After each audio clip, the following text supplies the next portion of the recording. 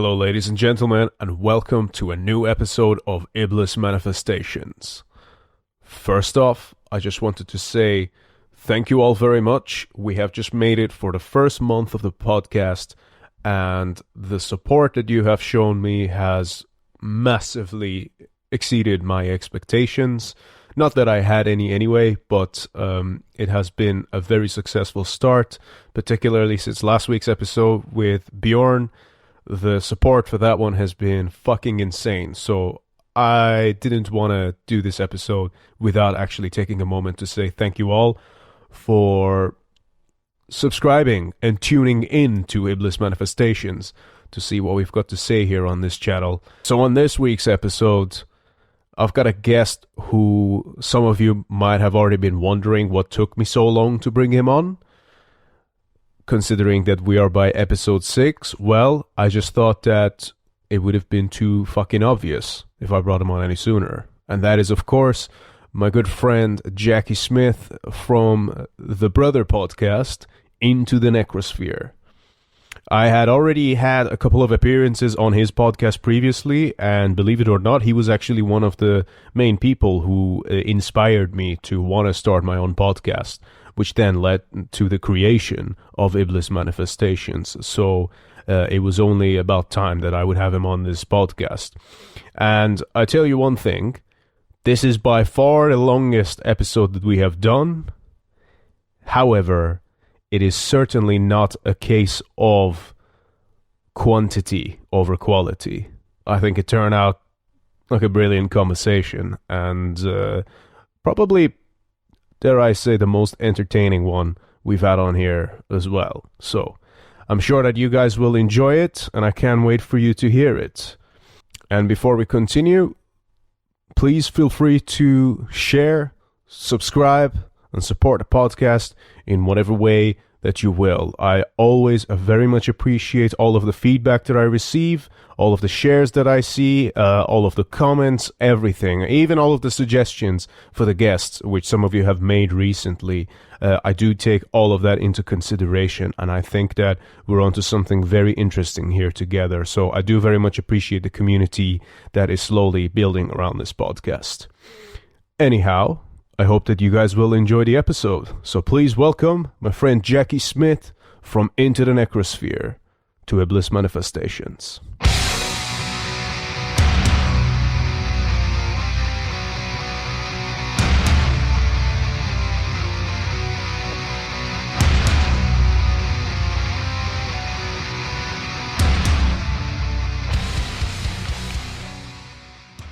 You know, there's actually a story behind this because, you know, Keith himself actually saved this for me. So I think I'm going back to 2015.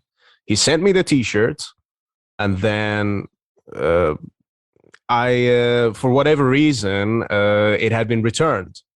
And he himself had personally sent me an email asking, well, you know, what's happened to this? Have you got an alternative address or something? And then I just thought like, oh, I don't know who this person is or whatever, you know what I mean? And I just left it at that. And then later that year, I went to his house, and then he's like, oh, you never responded to my email. I was trying to find your address to try and send you the fucking t-shirt. I was like, oh shit, that was you. And then, you know, he later on actually, he saved it and then gave it to my friend, and then my friend gave it to me. And then to my fucking luck, the next time I met him, I was playing a gig. So I was wearing the shirt, but inside out, because we don't do band logos on stage or anything like that. Yeah. So he's like, oh, did you get the shirt? I'm like, yeah, I'm wearing it here. And then it's inside out. And then he wasn't very happy about it. No, well, they're a fucking badass band. I love them. Destroyer 666 are one of the best fucking bands you will see live in metal underground, period. Yeah. They get a bad rap because of all KK's antics, but honestly, it's like I would rather have that degree of confrontation and rebelliousness and badassness in a band than I would take some sterile, you know, World Metal Congress supporting nonsense. It's just not like I often see stuff like that, and I sort of look at it and go, don't try and turn this into something that it isn't. Don't try and sort of anesthetize the scene the way that you're wanting to do. I mean, you can be into all of the good causes that you want to be in. I'm sure you and I have various things in our private lives that we support, causes that are, a lot of people would regard as noble and righteous and worth pursuing. I don't want it really in the music I listen to.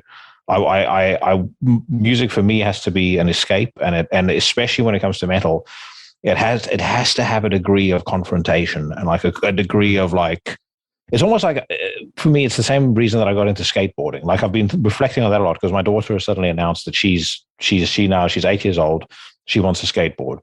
I had at no point spoken to her about Daddy's attempt at skateboarding for 12 years when he was younger. We never watched any videos and stuff like that. And we were watching, we've been watching a bunch of skateboarding recently since she's now developed this interest in it. And I was watching I think it's I can't remember what I think it's an SLS, like World Championship Street Skateboarding. I don't know how much you know about skateboarding, but anyway, what was funny to me was, like, the skateboarding that I was into, all the ramps are like covered in graffiti and it's fucking hardcore and punk music playing all the time. And all the guys are scumbags doing it, and nowadays it's such a accepted thing. It's so clean and it's so sweet and innocent. Like tattoos.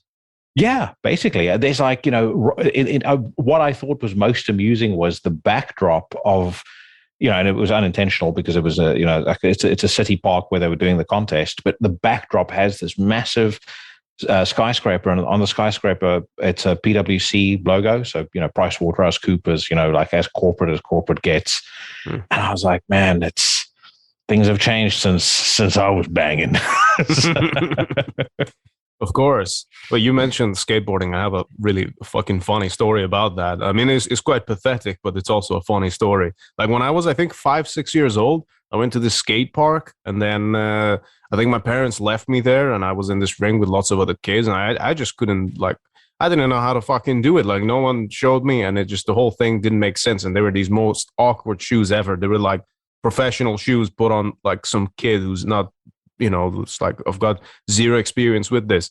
So I was just kind of stood there for a while, and all these other kids were like skateboarding, and they're all like happy and yeah. And then after a while, I went to the guy and I was like, excuse me, sir, I need to use the loo. And then he's like, okay, yeah, that's no problem. Just leave your shoes here. The toilet's just down there. And then afterwards, I went and found my parents and I said, okay, the class is finished. We can go home now. And then we just left. And then they never knew that I just abandoned the whole thing. But back to your point about metal and things like that. Like where you mentioned like the antics and things like that. That's a part of the magic. You know what I mean? You don't 100%. Have to agree with everything. But what makes it special is that there's a room for people to come and fucking express themselves. Whatever it is, however absurd even those expressions might be, that there's room for that, and then they come and do it, and they do it in the form of music. You know what I mean? It's not like you're gonna listen to music and then like fucking stab wounds are gonna start appearing all across your chest or something. Well, I'm sure some bands will probably have that effect, but generally speaking, it's one of them things. It gives room for expression. It gives room for that kind of exercise, which actually prevents people from actually doing fucking stupid shit outside of the music. I mean, it's hard to speak on behalf of everyone for this, but generally speaking, I think that's a part of the magic. You know what I mean? You don't have to agree with everything that's being said. Yeah, look, like I think you need to. I think you need to express yourself within the construct of some degree of moral decency. I mean, I'm not a fan of NSBM bands and any band that's overtly racist or Nazi supporting. I mean, fuck that bullshit. But for me, like bands that have come under fire from the Antifa types like Marduk and Magua and things like that, I mean, they can fuck right off. I mean, Marduk for me, maybe Funeral Winds more so than Marduk. Funeral Mist, I should say, or Funeral Winds is also a very cool band, but Funeral Mist more so. That's the kind of black metal I like. I don't want them to tone down anything. I also don't want to hear Mortus talk about the climate. I'm not interested in hearing him talk about, equality in metal. I have no interest in that whatsoever. I doubt you would be hearing that, to be honest with you. Yeah, that's true. But you look at some of the World Metal Congress, topics of conversations. It's like Hispanic and Latinx metal. It's like, were you guys not around when Brujeria was there, when Rebellion was there, or fucking Sepultura was there? So shut the Yeah. fuck up with your crap. Let us enjoy this for what it is. Yeah, but like I said, yeah, you're absolutely right. I doubt very much we're going to see Morgan or Mortus or anybody turn up at any sort of congress to discuss the academic merits of what they do at any point soon. Yeah, I have a hard time imagining it, but like never say never, yeah? Yeah, well, I mean, I've met Morgan a couple of times, and he's a Yep. very well spoken, highly intelligent man. Mm. He just doesn't really, I think, subscribe to a lot of. I think a lot of what passes for normal, particularly in Sweden and in Europe right now, I just don't think is his game. Whenever you see him do interviews, he's like, I spend most of my time living in a cabin hunting. I think he removes himself from society as much as he can when he's not making music. Can you blame him though? You know what? Oh, There's something very interesting to that, actually. It's that seems to be a very common case, especially with a lot of the Scandinavian bands.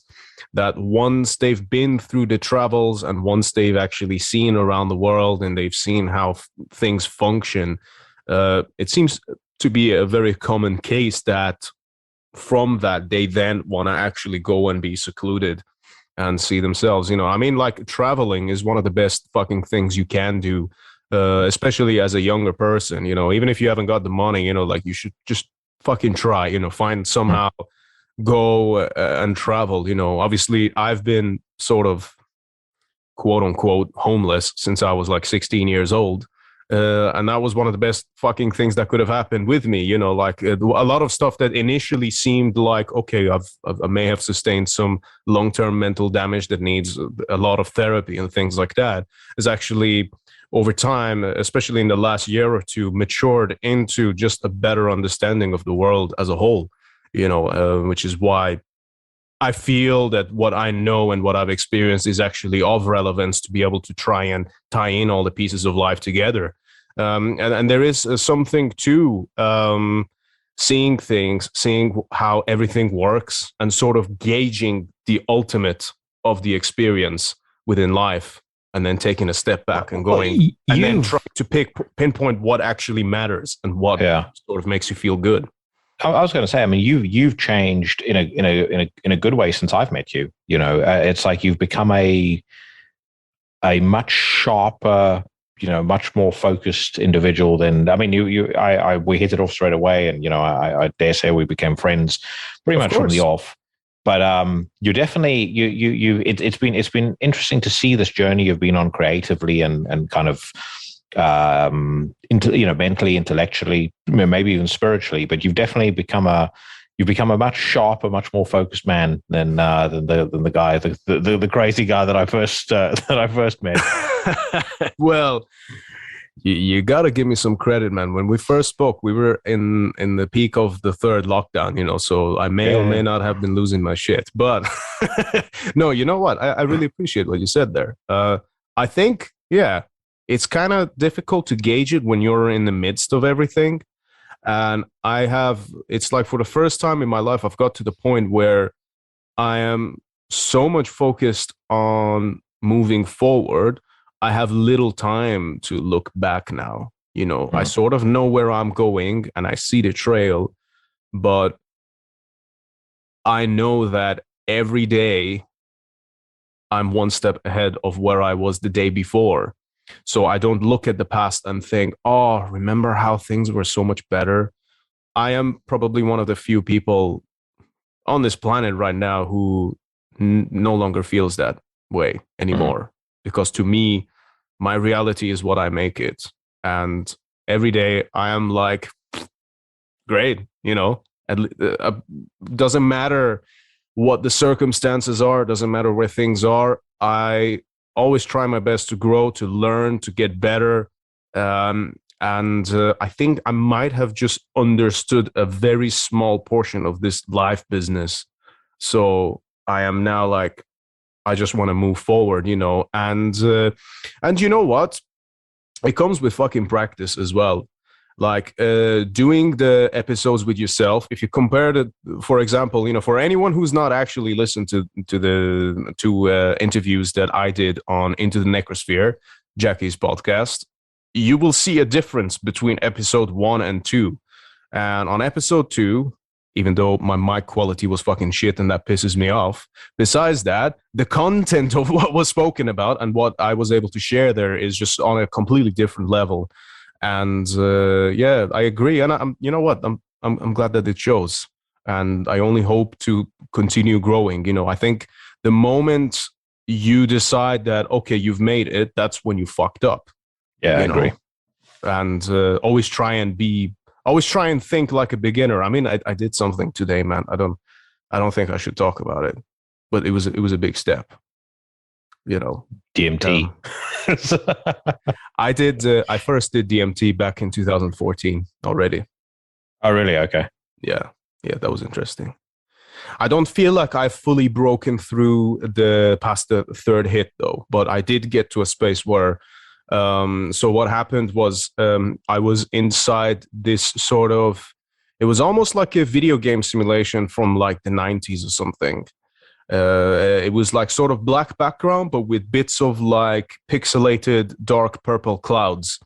But there was also a pixelated sun, and there was a silver chessboard, and there was like hints of gears and wheels, and I was floating in the midst of that, and an internal messenger was telling me that this was the core sort of coding or the law of the universe, and I was witnessing it. But I've always been very tempted to do it, but I never have. I spoke with Ralph of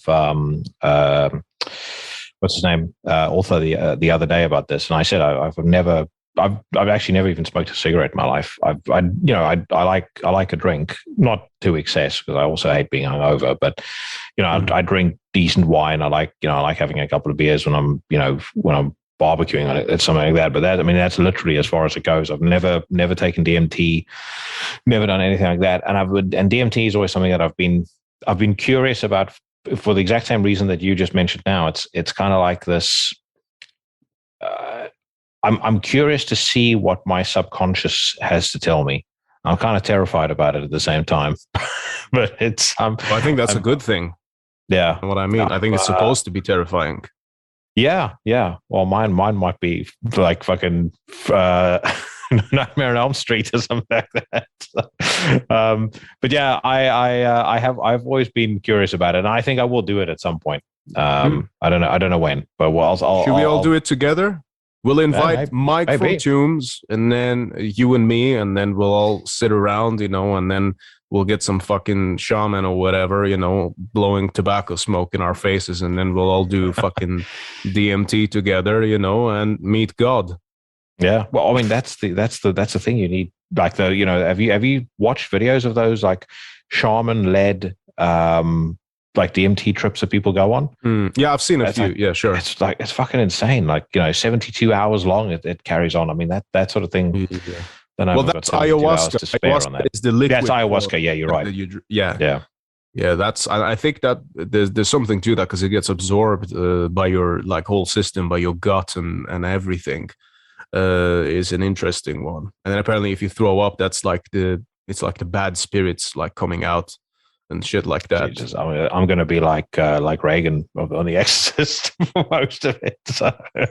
Nah, I don't. Probably not. Maybe, but I can't speak on your behalf, but probably not. You're a family man, and then you're clearly someone who's seen his shit. So I'm from what I can see. That you kind of touched on before is this process of growth. This is another thing that I spoke to Ralph about the other day, and it's something that I've learned more and more as I've grown older. So I've just turned 42. I think between probably 35 and 42 is when I realized it most. Is these processes you go through in your life where parts of you dies to make way for kind of new refined bits of your personality coming through, and you're going to experience it. I think. How old are you now? We don't speak of that in this house. All right, I'm I'm gonna 27. guess. I was about to say, yeah, I'm gonna guess you're just over a decade older than me. You've got an old soul, but I think what you'll start to experience is like an accelerated version of that, where things happen, you start thinking about things. It's almost like your mind starts to get to a certain conclusion quicker, and it sort of resets or recalibrates certain parts of the way you think and the way that you approach stuff more rapidly than it did before. And then you look back at your thinking or the way that you approached stuff 5 years ago. You're like, the fuck was I on when I when I thought about that? And like for me, I went through this period of time where I'd say probably from 20 to about 35, I was incredibly stuck in the past, especially like certain things that I was annoyed that I had, hadn't done at school, or that I hadn't done when I was at university, or whatever the case may be. And then one day you just also decide, okay, it's done. That part of your life it's no longer worth dwelling on. It's never coming back. It's not worth thinking about. That's very similar. It's similar. It's quite like what I mentioned earlier on, where I said just the opposite, in a sense that I would always look at the past as in things were better. I've done things so great. Yeah. And now I'm fucking up, but now it's like I don't care how great things were now. I'm trying my best to make sure everything is perfect now, which I know it is. So I suppose I can relate to that exact thing you just said, just from the other side of the coin.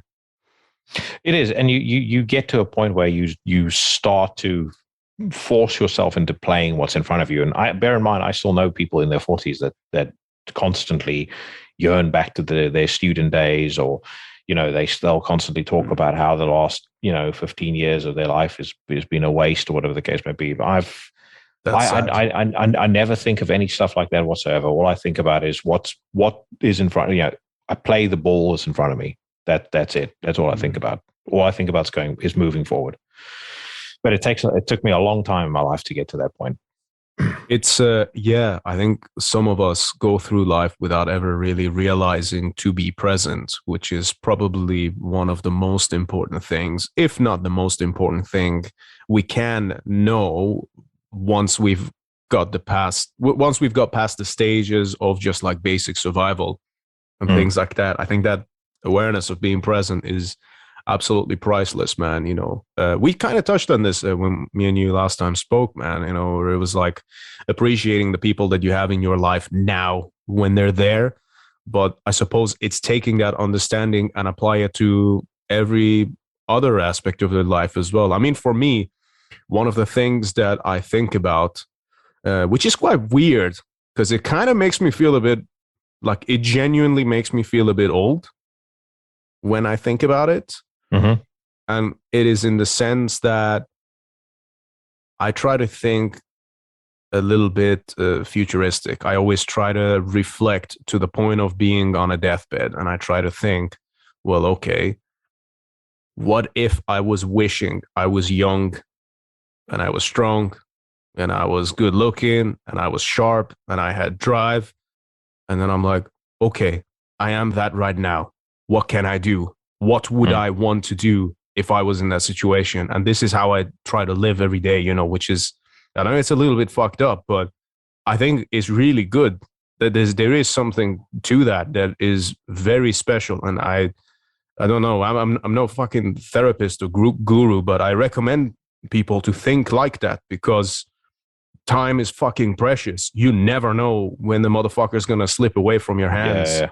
So try to think what future you, you might not even live to get old, that is only if you are very lucky that would happen, or maybe unlucky, because I know some people die when they're 20, but then their body carries on living for another 50 years. You know what I mean? There's that famous saying. But I think it's important to try and reflect on things in that way, and actually have a better understanding of how can you progress, how can you really make create value for yourself and your own life, and leave behind what you want to leave behind.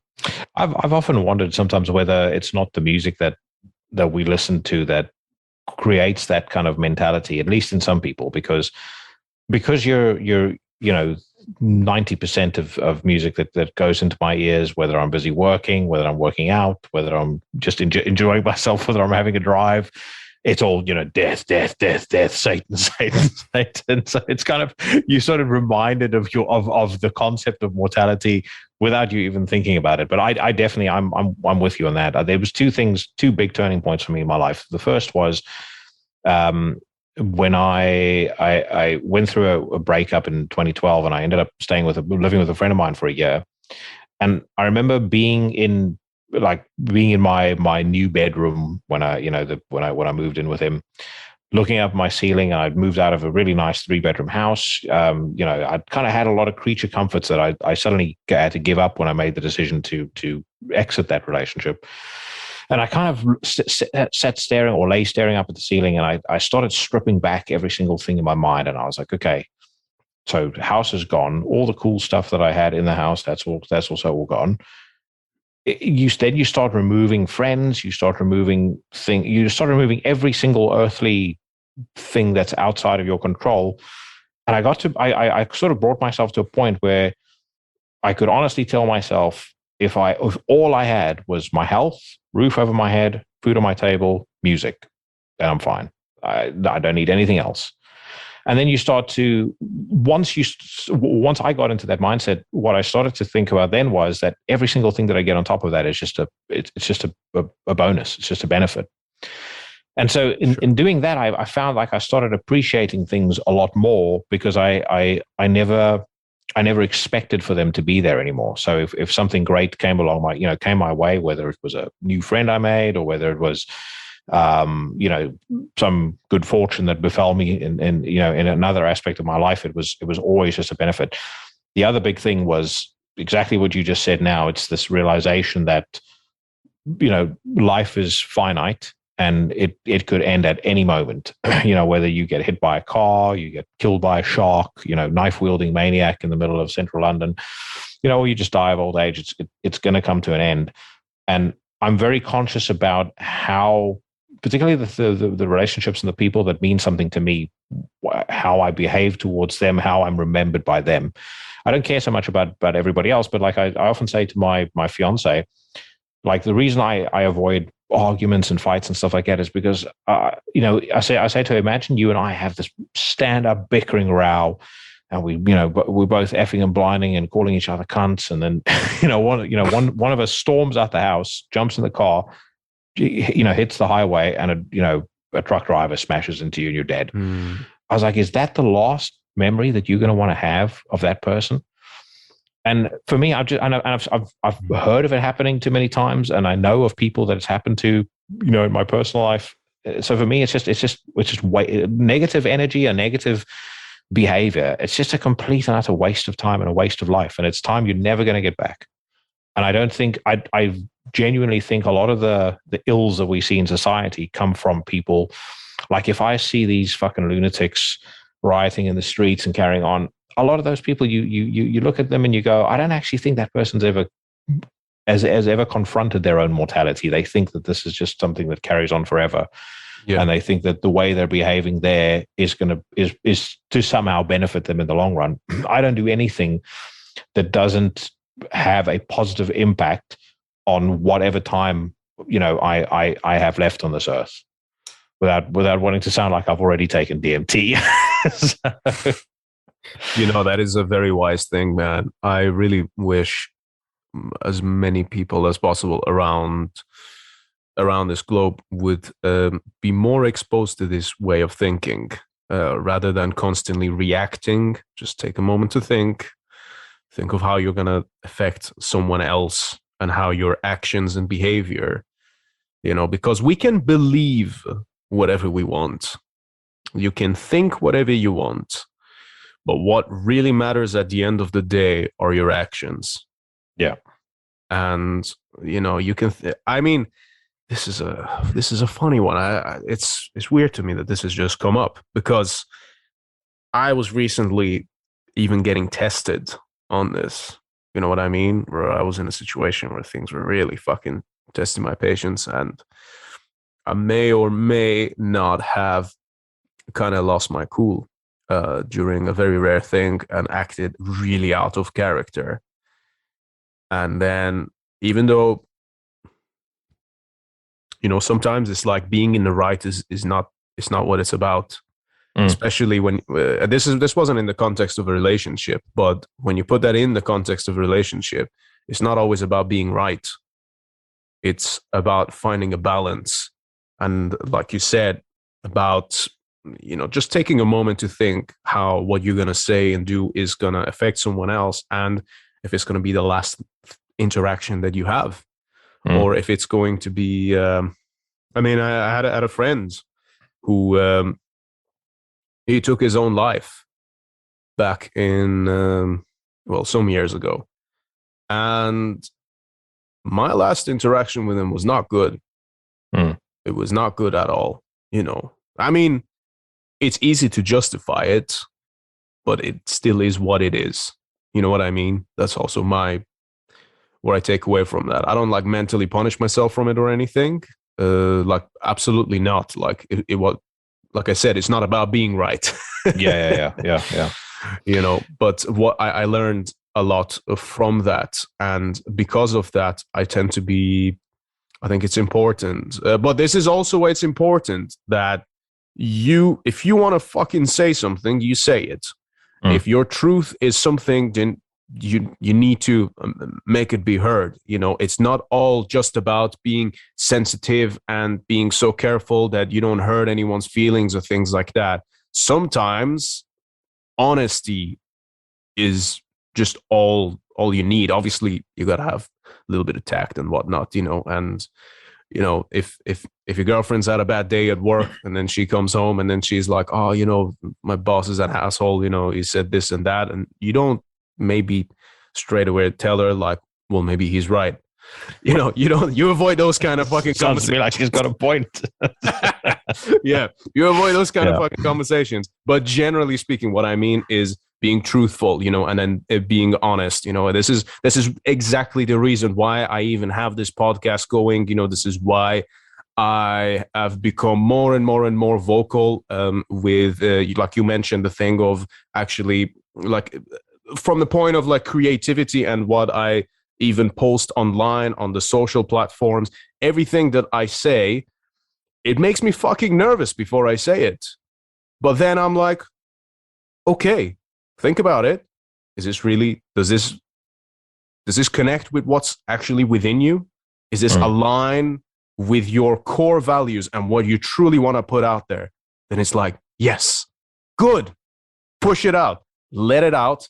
And then it's no longer down to you how people respond to it. You cannot control that. What you can control is make sure that you speak your truth and you do it honestly. And then when you live life like that, it's like every single day, just it feels like a fucking blessing. You know what I mean? There's a certain magic that happens that unless you live that way, you don't see it. It's not exactly a lifestyle, but there is something with our universe that you connect with, you align with, and it is fucking beautiful. There's nothing like it. That's when you're really alive, I think. Yeah, no, I completely agree. And it's the opposite, is the exact opposite is true of people that don't embrace that way of thinking. I mean, I know people who, I mean, they have really taken strides to fuck their own life up, getting themselves or torpedoing relationships, ending in divorces. Then they, move back in with their parents and feel sorry for themselves and they wallow in their own misery. And you can try and help those folks, but it's a decision everybody has to come to. You have to make that decision on your own terms and in your own time. No one is going to, no matter what you tell somebody, if they don't want to do it and if they don't want to kind of apply that discipline to their way of thinking, they're never going to. But the sad thing is, because you've been through that and you know how the matrix works, you can see exactly what they're doing and how self-destructive it actually is.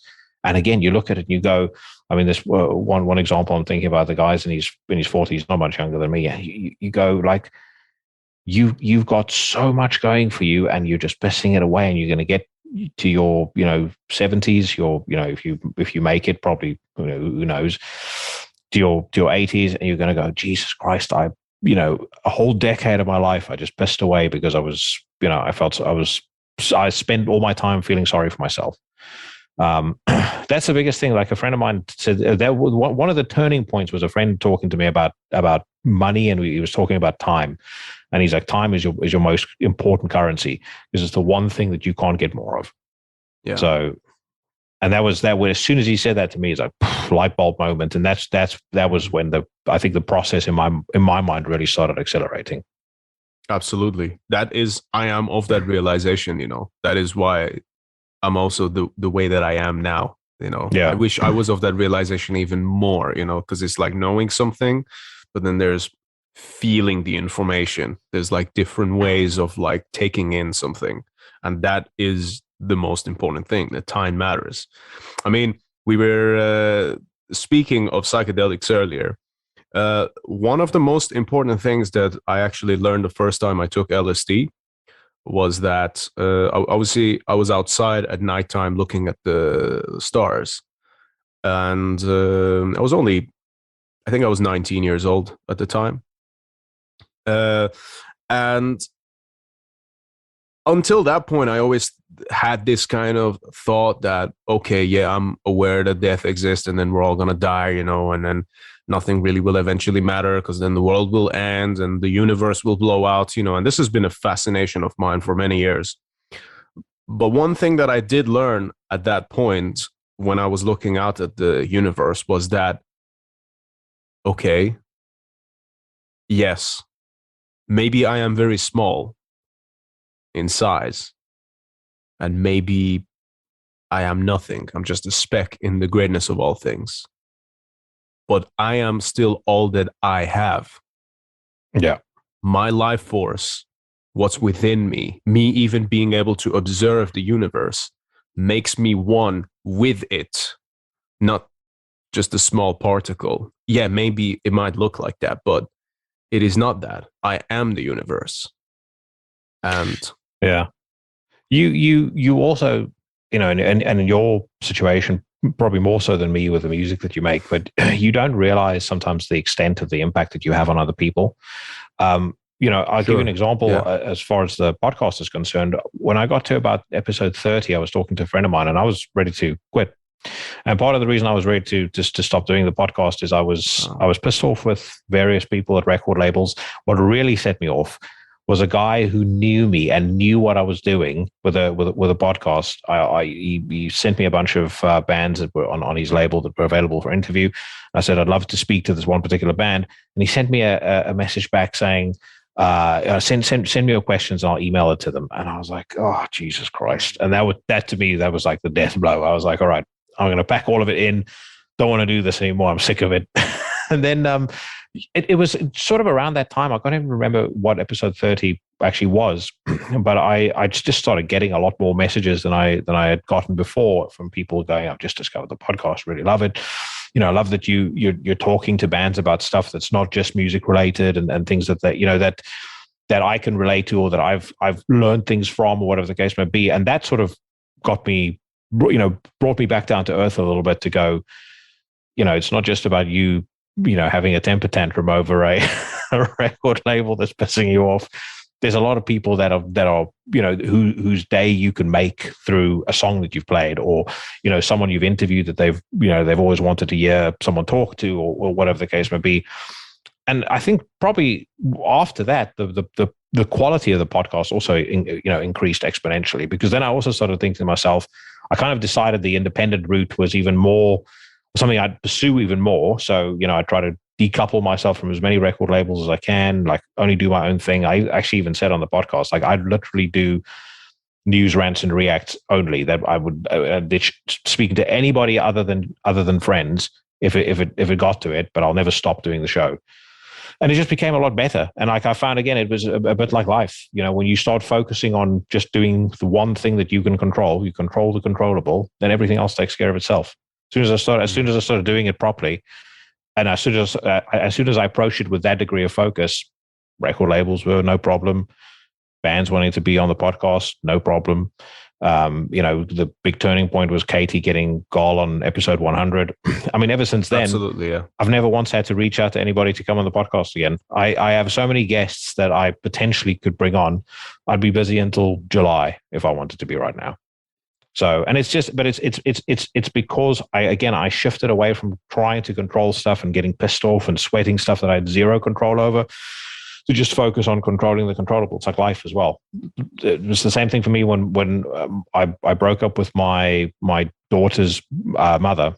It took a long time for me to kind of get to this realization, but it was, again, I was pissed off about things and, wallowing in misery and doing all of those sorts of stuff. And then I one day I kind of decided all I'm going to focus on is being a good dad. That's it. That's the only thing that I'm going to care about in my life. And I started breaking down into action. So in order to be a good, a great dad, what do I need to do? So I need to spend quality time with my daughter. I need to make sure that I'm taking care of myself physically. I'm taking care of myself mentally. I need to make sure that I'm smashing it at work. I need to be able to, leave something behind for her, build a good future for her. As soon as I started doing that, everything else started becoming a breeze. I mean, I went on a very enjoyable bachelor tear for about 2 years. That I met that I met my fiance that I'm with now. And the thing that was great about that was, rather than being in the situation where I felt like I needed somebody and I needed her in my life, and without her I'm going to die. I was perfectly happy without her. Yeah, I developed a fondness for her to such a degree where making room in my life for her was a value add. It wasn't something that I felt was existential. Yeah. And so it was, I think because of that, it was a much more healthy way to get into a relationship. But again, as soon as I controlled what I could, all the other bullshit just started fading into insignificance. Yeah, well, listen, like, this is a very common thing.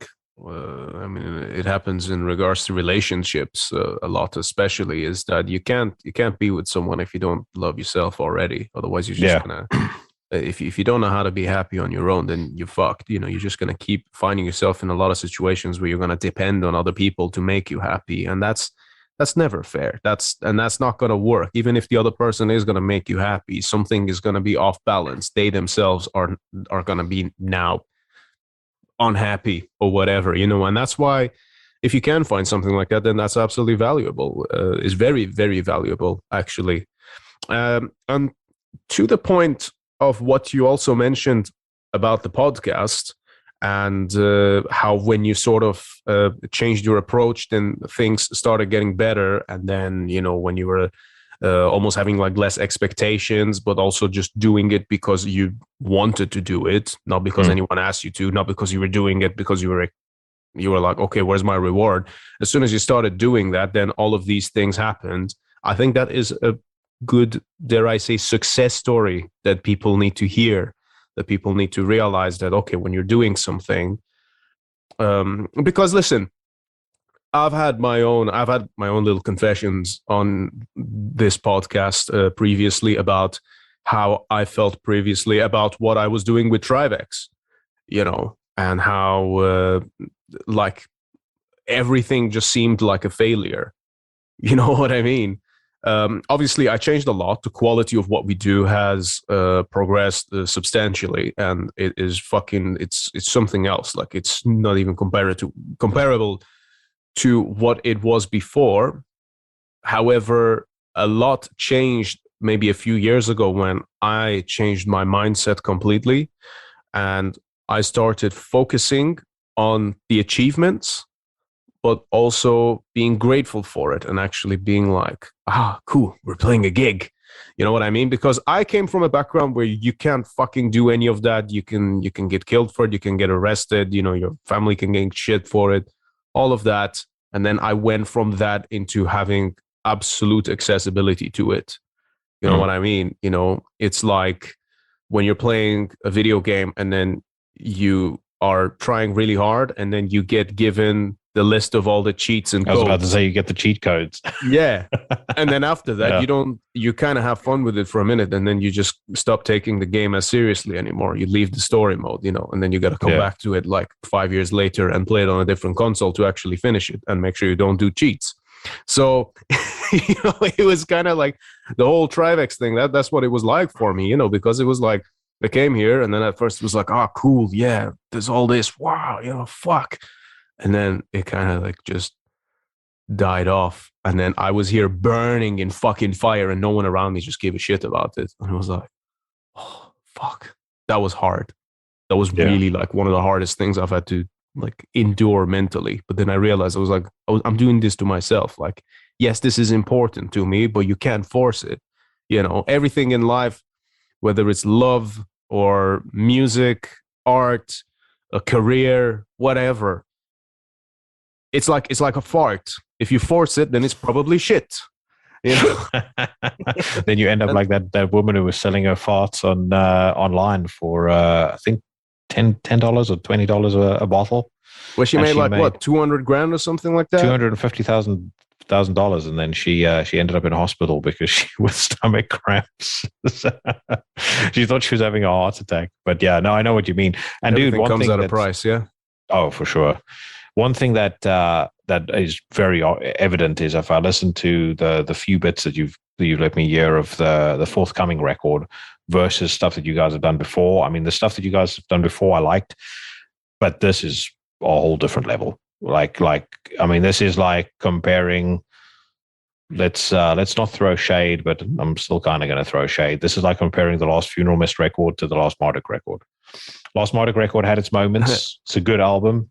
But the new Funeral Mist record is like, it's almost like Mortis said, listen, motherfuckers, I'm going to show you how this game is played, and just drops a record with, no PR, no announcements, no nothing. It's just like new albums out next week. Yeah.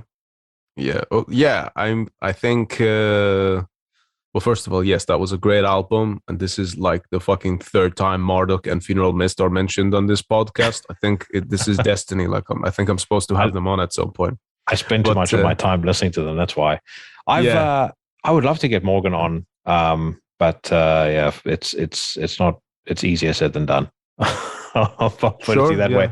And I think, and Mortis, I actually had an offline conversation with Alan. Alan knows Mortis personally, and he was asking like, who should I have on the podcast? I said you should try and get him on, and he said he wouldn't be interested.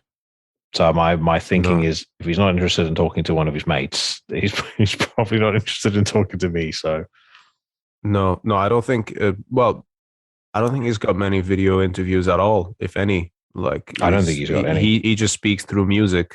And by going off the mic and shouting, "You fucking cowards," to the crowd, and that's kind of judo throwing people onto the PA.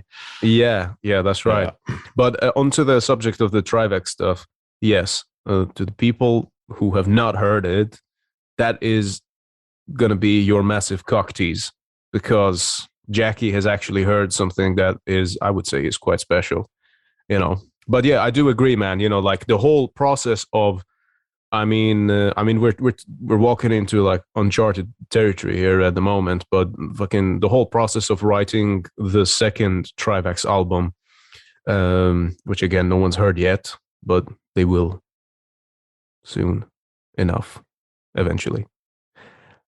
The whole process of that was a process of growth. The whole process of that was taking what the first one was, what I thought mattered, and then in a blender. And then you actually make a fucking sort of disaster piece out of it, disaster masterpiece. But yeah, I'm having difficulty here because there's only so much we can talk about that album. But to your point, I do appreciate what you pointed out about the growth of the whole music thing. I think it's going to turn a lot of heads when it comes out. Yeah, no, I agree. As I said, it's on a very, very different level to the first record, and the first record was very good. I reached out to you initially because I liked the first record and I wanted you on the show. Mm-hmm. But when I heard this, it's like, fucking hell, this is super sensational.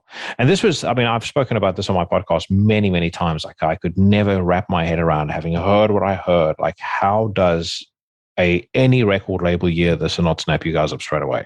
Like if I had a label, it's not you guys would be the first one to have a contract mailed out to you. I couldn't wrap my head around it. And then you kind of have to sort of sense check yourself. I'm not some fucking asshole who's just new to this music. I've been listening. I'm 42. I started getting into heavy music when I was 9. I know enough to know what's good and what I know is going to be popular. And you can see, the way that you guys, the draw that you are when you play shows, and the response, to you guys when you play shows. Yeah. So I think the proof's in the pudding there. So even if people still want to kind of use, I think, fairly old school thinking as far as who they're going to sign, I don't see a box that you don't tick. Well, to that point, I say as it's sounding like you're your manager. I'm I'm going to be like Jimmy the Mouth of the South with a bullhorn in the back. Yes, yeah, you just need one of the fucking megaphones. No, listen, to that point, I think we have scored a deal finally. But the point is, back to what we were talking about, is doing things for the right reason. You know what I mean? I'm not gonna fucking give up.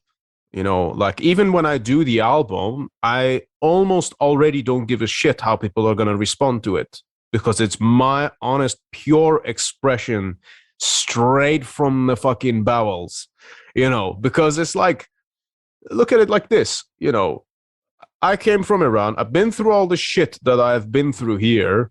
I've had to deal with all the bullshit of actually from the immigration side of things, trying to actually stay in the UK, from all the financial hits that my entire family has taken because of the fact that I'm over here.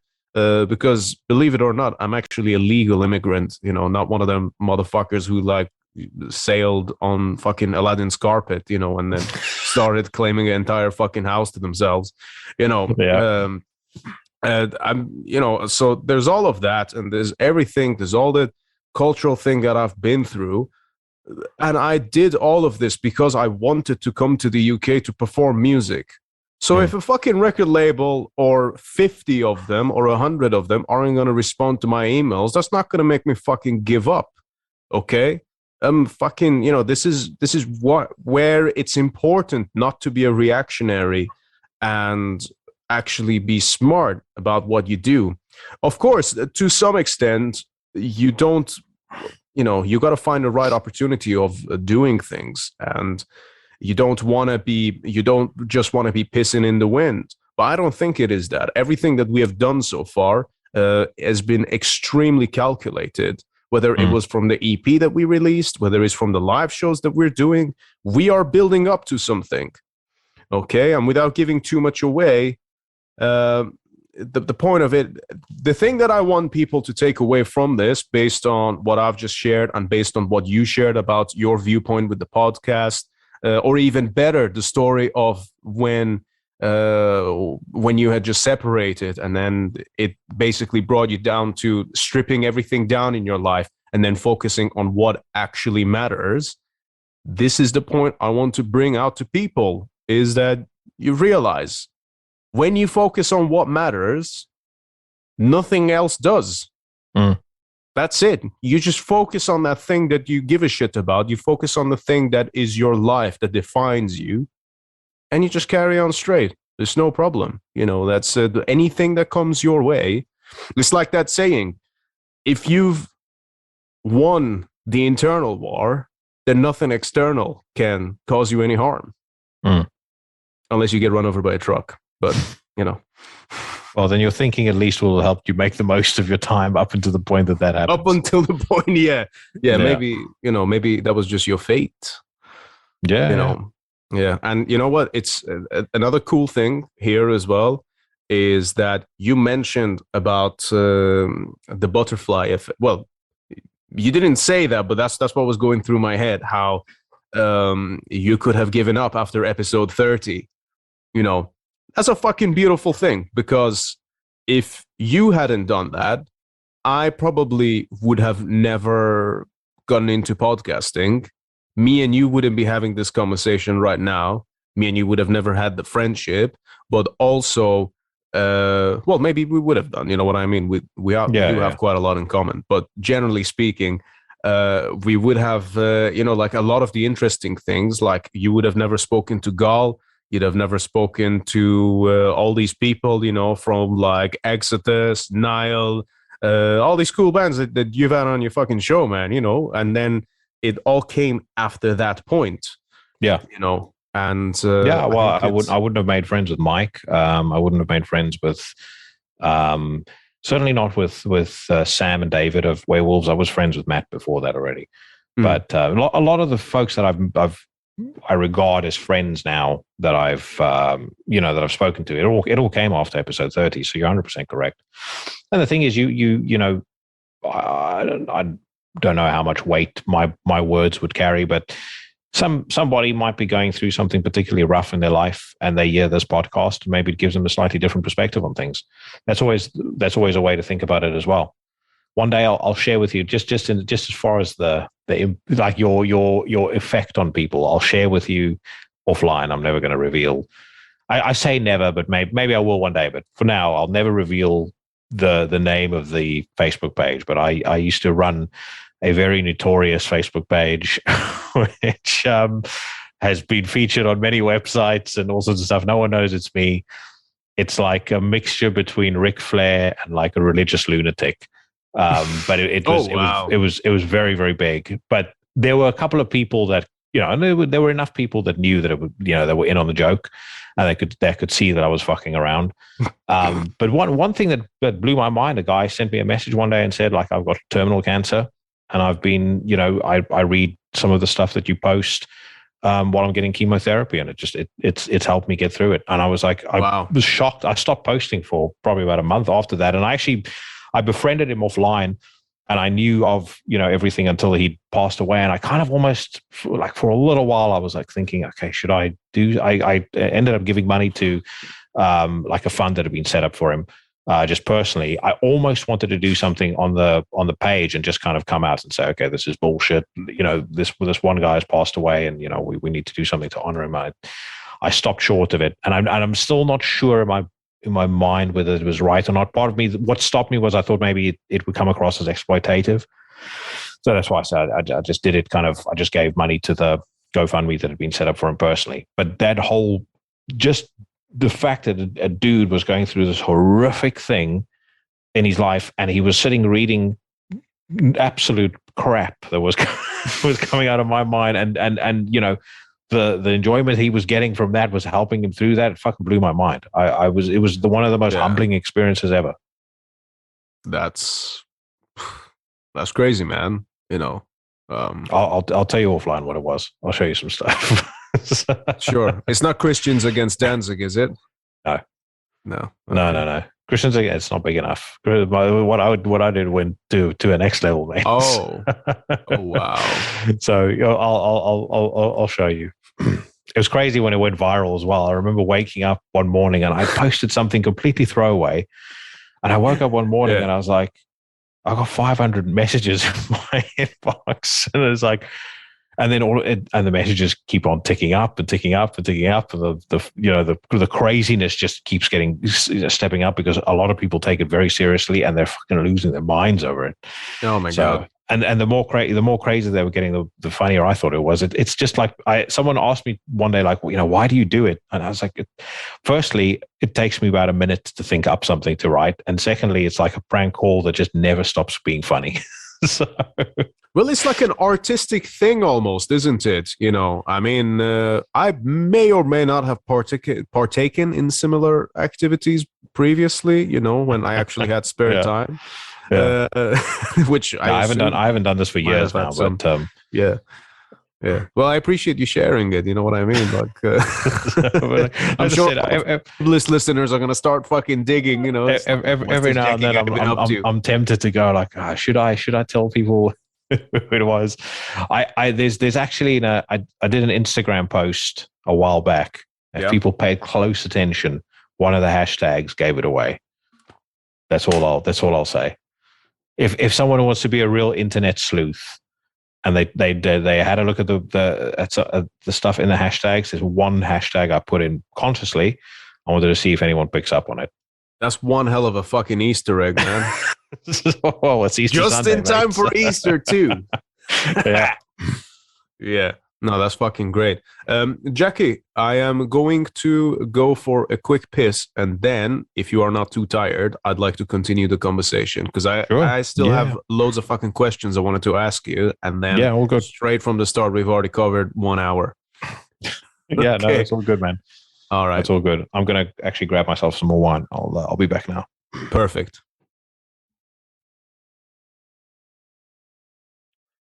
All Right on. We're back, ladies and gentlemen.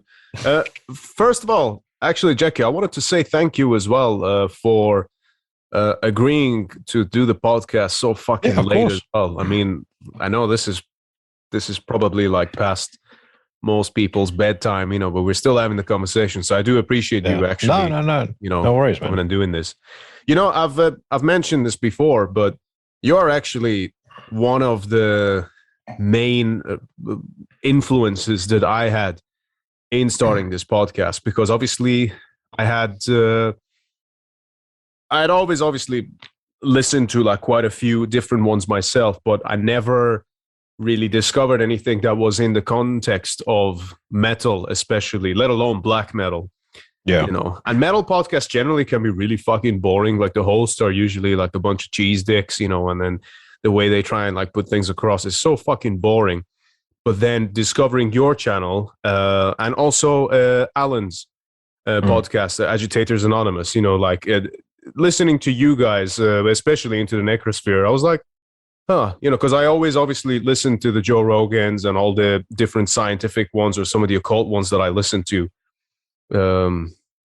which I think in itself is like a fucking funny thing that I listen to science, but also occult podcasts, because I do think that they do go hand in hand in my world. But it was only until I think I listened to yourself and then you had me on the show. And then after I did that one with you, I think I did like 6 or 7 other podcasts. Another one of them was also with yourself. And then I was like, do you know what?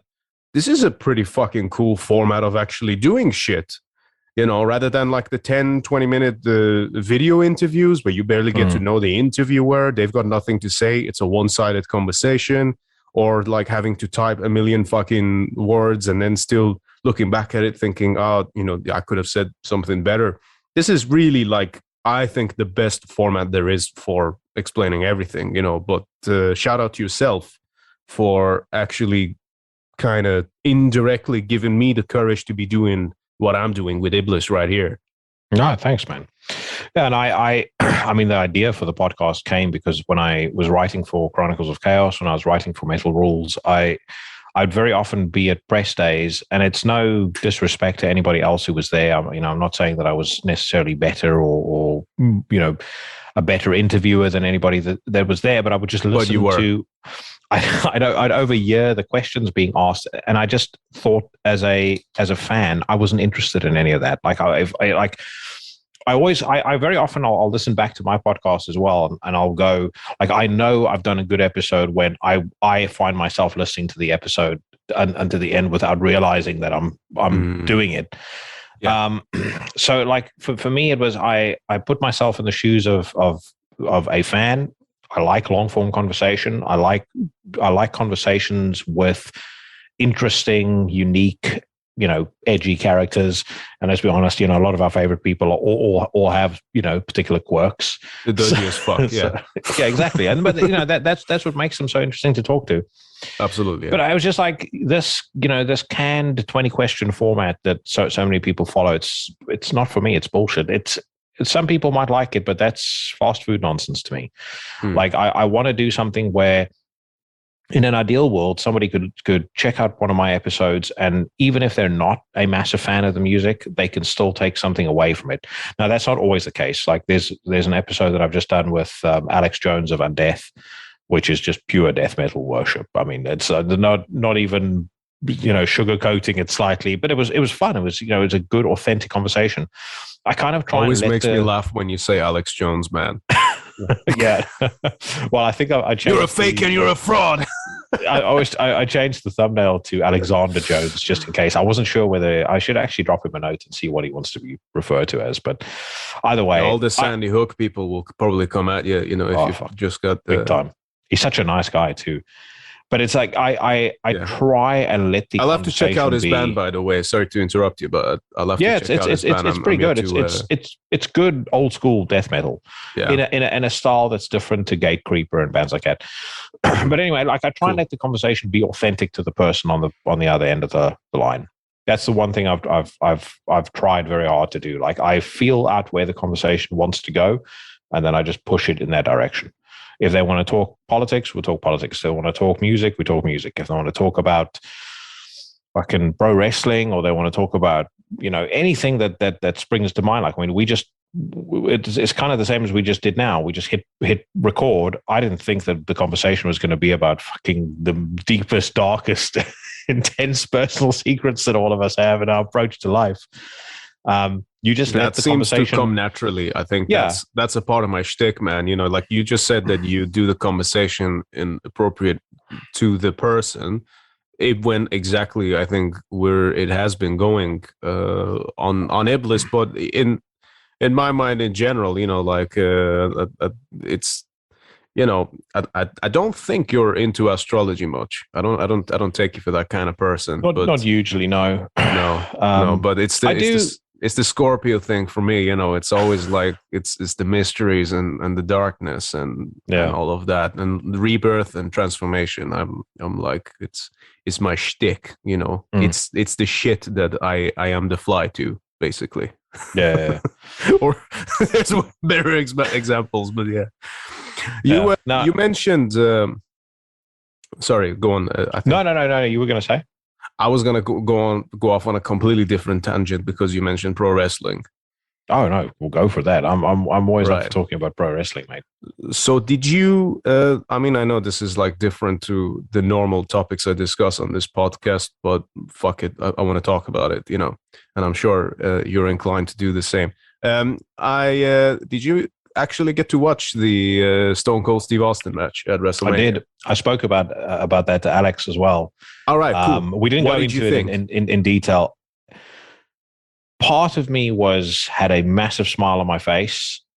Part of me felt like I was dying inside. I was like, it makes me so sad to see a guy who I idolized so much look so old and so vulnerable. But then at the same time, you could the fact that he was enjoying himself so much, and he was, and you could see this was like the best possible send off for a guy who had done so much. I mean, he had rescued that company from bankruptcy. Yeah, it's frankly a disgrace that they hadn't done something like that before. That kind of made me enjoy it. I thought that I actually thought that his ring skills were better, bizarrely enough, than his promo skills. I thought he was very rusty on his promos. The thing with him that was always great, and I actually appreciated it more after WrestleMania 38 than I think I did prior to that, is he's very relaxed in the ring, or when he has the mic, and he lets the conversation breathe, and he lets the audience kind of in far more so than I think he did at WrestleMania 38. In WrestleMania 38, it sounded like he had a couple of sort of canned lines that he just popped out when the time came. But like for me, like the greatest example of promos from him actually came in the period of his career that people hate most, which is when he was with the Alliance. I thought that promo wise, it was the best work he ever did. It was absolutely incredible. Yeah.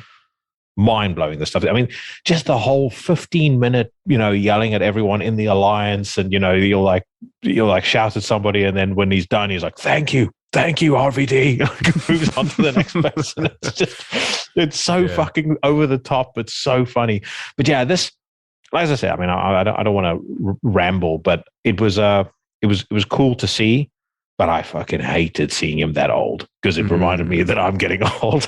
It's like, for me, I mean, obviously I know that he has spoken about that for a very long time because I quite like his podcast as well. I've listened to that for quite a while. I mean, if you want to get educated on what a real person from Texas is like, just listen to his podcast. You know what I mean? Like, and then you just like, you it's like, okay, yeah, I think I get it now. And the thing with him was, I feel like he might have been almost too emotional to do any Yeah. promos, and I think he was just like ready to go. When the match started, it looked really slow at first, and I was just like, "Oh no, oh fuck!" But then it got going. I was like, "Oh, okay, cool, right, nice," And then it reminded me. It was like, yeah, after the whole pile driver situation with Owen Hart, where his neck got all fucked up, which is like one of the most uncomfortable things you can watch, like one of the most uncomfortable footages you can watch, where his head literally goes through the fucking ring. You've seen that, right? From like, I think 1997. I saw that. I saw that live. I watched. Yeah. Oh wow. I stayed up and I watched SummerSlam '97 live, and I remember that happening. And yeah, and like, it's a fucking uncomfortable thing. Yeah, no one could quite suss on TV like what the fuck is going on here, and it's like, and then you see them having to help him up, and you're like, fuck, okay, so something very bad has just happened. Yeah, and I mean, I don't know, actually, something just popped into my head. Was kayfabe still a thing back then when you were watching it? Yeah, right. Big time. Oh, okay, big time. Nice. So you had the smart marks that watched ECW. Yeah. And if you read as many pro wrestling magazines as I did, you knew what was going on, but you still pushed it out of your mind. You didn't care. It's like, it didn't bother you. But I mean, like WWE at that time and all through like the latter half of the 90s, you never knew what was real and what was bullshit, what was part of the show. So when that happened, it was like, yeah, okay, I know you guys have done, the whole, because I think he and Brett had wrestled at WrestleMania 13 prior to that. So, they'd done the whole, like, setting him up as this badass, but like a vulnerable badass, the way that they was that WrestleMania? Yeah, it was WrestleMania 13 where he and Brett did the I Quit match. And then he where he had the blood on his face, and then when he was in the sharpshooter, that was like him turning baby, and then from there he kind of just the infamous double turn. Yeah, but yeah, with Owen, you just weren't sure.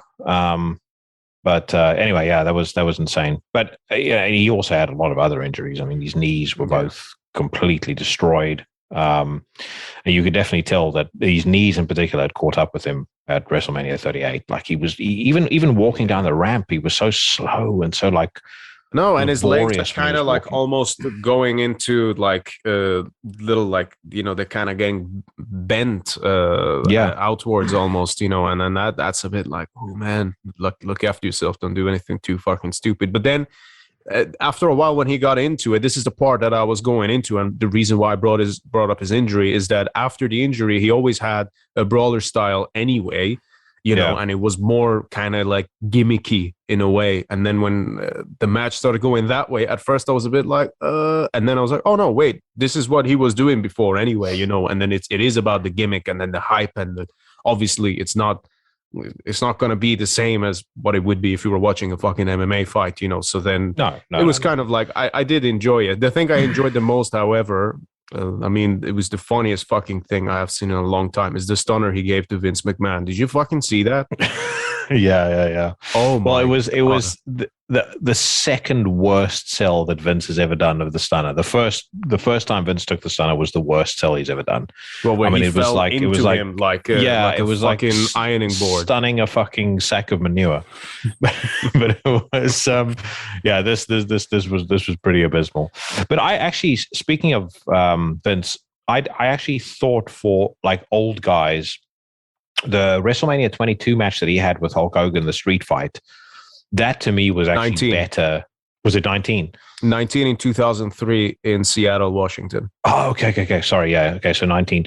But yeah, I thought that was actually a better story than, because for some reason, it kept popping up in my mind as I was watching the Stone Cold match at WrestleMania 38, and I was like, I wish they would sort of go that next step like they did at WrestleMania 19. I mean, WrestleMania 19, Vince and Hulk Hogan, it's technically a terrible match, but fucking hell, it's good. It's really fucking great. Yeah, I agree. It's brilliant. I agree. and the storyline and everything leading up to it, obviously with all the like referencing them getting together initially, but then all the steroid allegations from like early 90s and all that shit that they had to deal with, and then like 10-20 years later bringing that into a fucking pay-per-view. It was very entertaining. That was the very first. The reason why I remember it so well is actually that was the very first WrestleMania, or actually any wrestling show I ever watched, was WrestleMania 19. Yes. Oh, dude. Yeah. No. I was. So my first WrestleMania was WrestleMania 8. And then, like, some of my favorites, WrestleMania 13 because of Bret and Stone Cold. That was awesome. My favorite all-time WrestleMania is WrestleMania 17, which is most people's answer. Oh yeah, of course. It's fucking incredible. And again, I remember I stayed up the night that went live, and I remember watching it, and just every match was just fucking brilliant. And then you have Stone Cold turning heel, which for me was great because I've always been a fan of the heels. I was never, and he still regrets that to this day as well. I know. I don't know why he never did it. It was the best year ever because the stuff that he came up with was genius. Yeah. I mean, like but yeah, that Vince Hulk Hogan angle was also awesome because it gave way to one of the greatest Vince McMahon promos ever.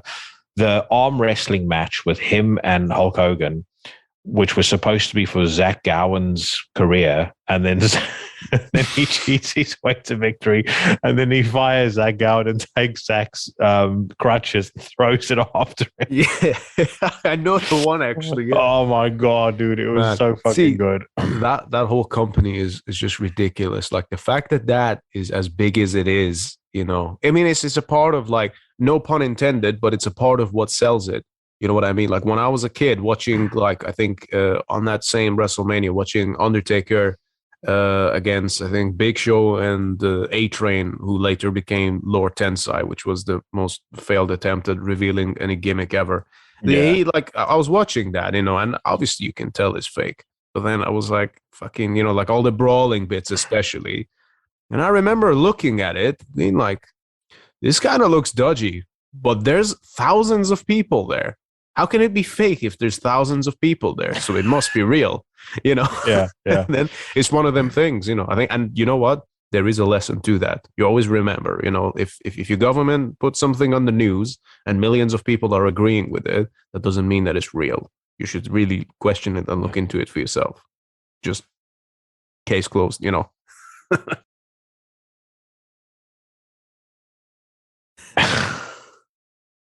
Yeah. Oh, no, I can't remember who I had it with. Oh, it was Johnny Kelly of Typo Negative. It happened with him. And right, shit. My fucking heart just sank. It was like, because it was such a absolute nightmare to try and get that set up, and I was so psyched about it because I'm such a big Typo Negative fan. And when it happened, I was like, oh Christ, please don't tell me I've just lost an hour and a half. Like I'm not going to be able to get that back. Yeah. But yeah, no, it just adds on to it. I'm glad it happened when I'm on with you, man. Imagine if it was Imagine if it was someone important. well. No, I know what you mean. Yeah. It's like at least I know at least I know the score. I mean that at least like we're fucking friends, you know what I mean? Like if it was exactly. Some motherfucker who's on like a schedule and it's like, well, you know, 20 minutes, I'm done and out of here. But yeah, their publicist comes on and tells you, I'll be cutting the call off after a half an hour. So I've never had that though. I've literally heard, I've heard the raw audio of an interview with Dave Mustaine where that happened. Like the publicist came on. I'm going to put Dave on in the next, in the next minute. After at a half an hour, I will cut the call off. That's literally what he said to them. So when I would be like, why are you wasting your time interviewing that guy anyway? Yeah, exactly. When I spoke to David Ellefson, I was like, I almost expected something similar. Little was I to know that about a week after I posted the episode, the masturbation scandal comes out. That was the weirdest fucking thing. I mean, this never got touched on properly, and you know what? I'm not that interested in prying into people's business, although he was it sounded like he was grooming and doing some dodgy stuff there. But the fact that that happened within a week of you doing like a long ass interview with him, I was like, I was pissed off, mate. I was debating whether I needed to take it down. Well, it turned out she was 18, and there was nobody else that had come out. So, right, he's old, but I'm 15 years older than my fiance, so I can't really talk.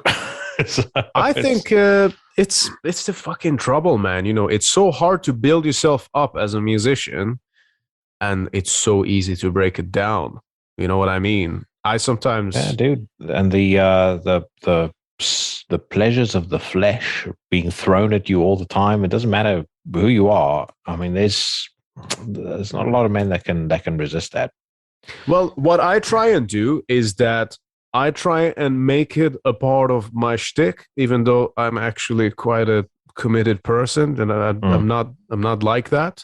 But then, if you make it a part of your shtick that you're some kind of like motherfucker, and then if something like that at any point down the line actually comes out, then it's like, well, okay, it's just him. Like, imagine if something like that came out about Peter Steele when he was alive. Everyone would have probably just been like, okay. I was about to say, can you imagine the fucking the scandals that would have come out about Peter Steele had the Me Too era been around when he was there? I mean, there's no doubt about it. I mean, there's a lot of dudes that probably are very glad that there weren't mobile phones when they were at their peak, like Blackie Lawless, all of the guys from Motley Crue. Like the guys from Ministry. Yeah. I mean, even Metallica. I mean, on the Ride the Lightning tour, they were doing this thing where they were like the management were getting women from the audience, and then a band member would have like 8 women at the same time, like washing them in the shower. And then it's like, well, come on, like that's fun. You can't bullshit and then say like, oh, that's so terrible. Well, that sounds fucking great. What are you going to do about it? Yeah. Well, getting back to the wrestling, I mean, talk about a guy who lived the life. Ric Flair was a good example of that. And I remembered WrestleMania 8 because it was one of my favorite feuds and matches of all time. Ric Flair versus Randy Macho Man Savage. And it was the whole angle was that Flair had apparently had relations with Randy's wife, that he had these photos that he was going to reveal to the world if Macho Man didn't beat him. But the whole thing was so completely ludicrous. And Flair is such a master at putting over an opponent while insulting him at the same time. Yeah, I remember there was one thing that he did, like I think it was after the match. He was doing an interview with Mean Gene, and he says to Mean Gene, there I was at midnight. There was a knock at the door, and it was Elizabeth saying, "Please, Space Mountain, I can't wait to ride Space Mountain one more time." Perfection. Absolute what a genius. Yeah, what a fucking alpha male back in the prime, And he's got a interesting interview at his home with the Iranian mega capitalist Patrick Bet-David. It's a really good interview. It's in his home, and then he talks about some of the shit that he did, and then he went to Japan like how many fucking times in just 1 year, and then it was like every second of him being on a plane, he was like drinking himself to death. And then it's like, how the fuck did you live through that? You know what I mean? Because this is one thing that we say. One of the main reasons, like some of the people listening are probably like, why the fuck is this guy even into wrestling? But if you think about it, we always talk about, I spoke with Bjorn about this in the last episode, about the craziness of what it's like to be a fucking musician, where you do all the shit that you do just to go on the road, and then, just to go and perform for like half an hour.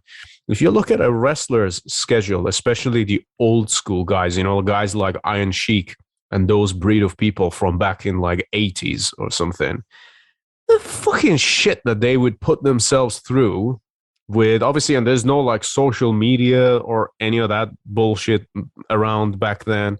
These are just guys that go around and literally travel the fucking country on a day-to-day basis.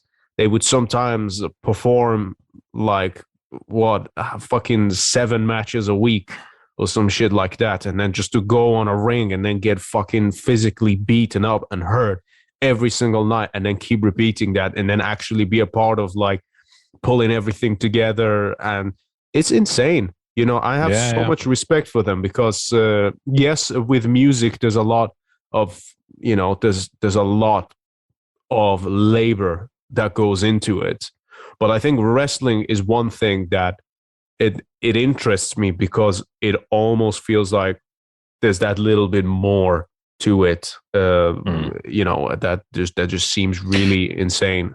Well, the dude that always comes to mind for me as like the greatest example of self-sacrifice is not Mick Foley, even though a lot of people will think of him straight away. Sabu. Like I remember watching ECW matches, and you see Sabu when he takes his shirt off, and his whole back is just covered in scars. Like his whole chest is covered in scars. I mean, the dude's fucking forehead has been bladed so many times. It's like mush. It looks like a fucking kebab. Yeah, and then he still has one after the other insane match. Like you never saw the guy. I mean, even when he had like issues with his neck vertebrae and stuff like that, you never saw him not put on a fucking world-class match. I always thought that the WBE probably never wanted him there because I think he was the kind of character that they felt they could never control.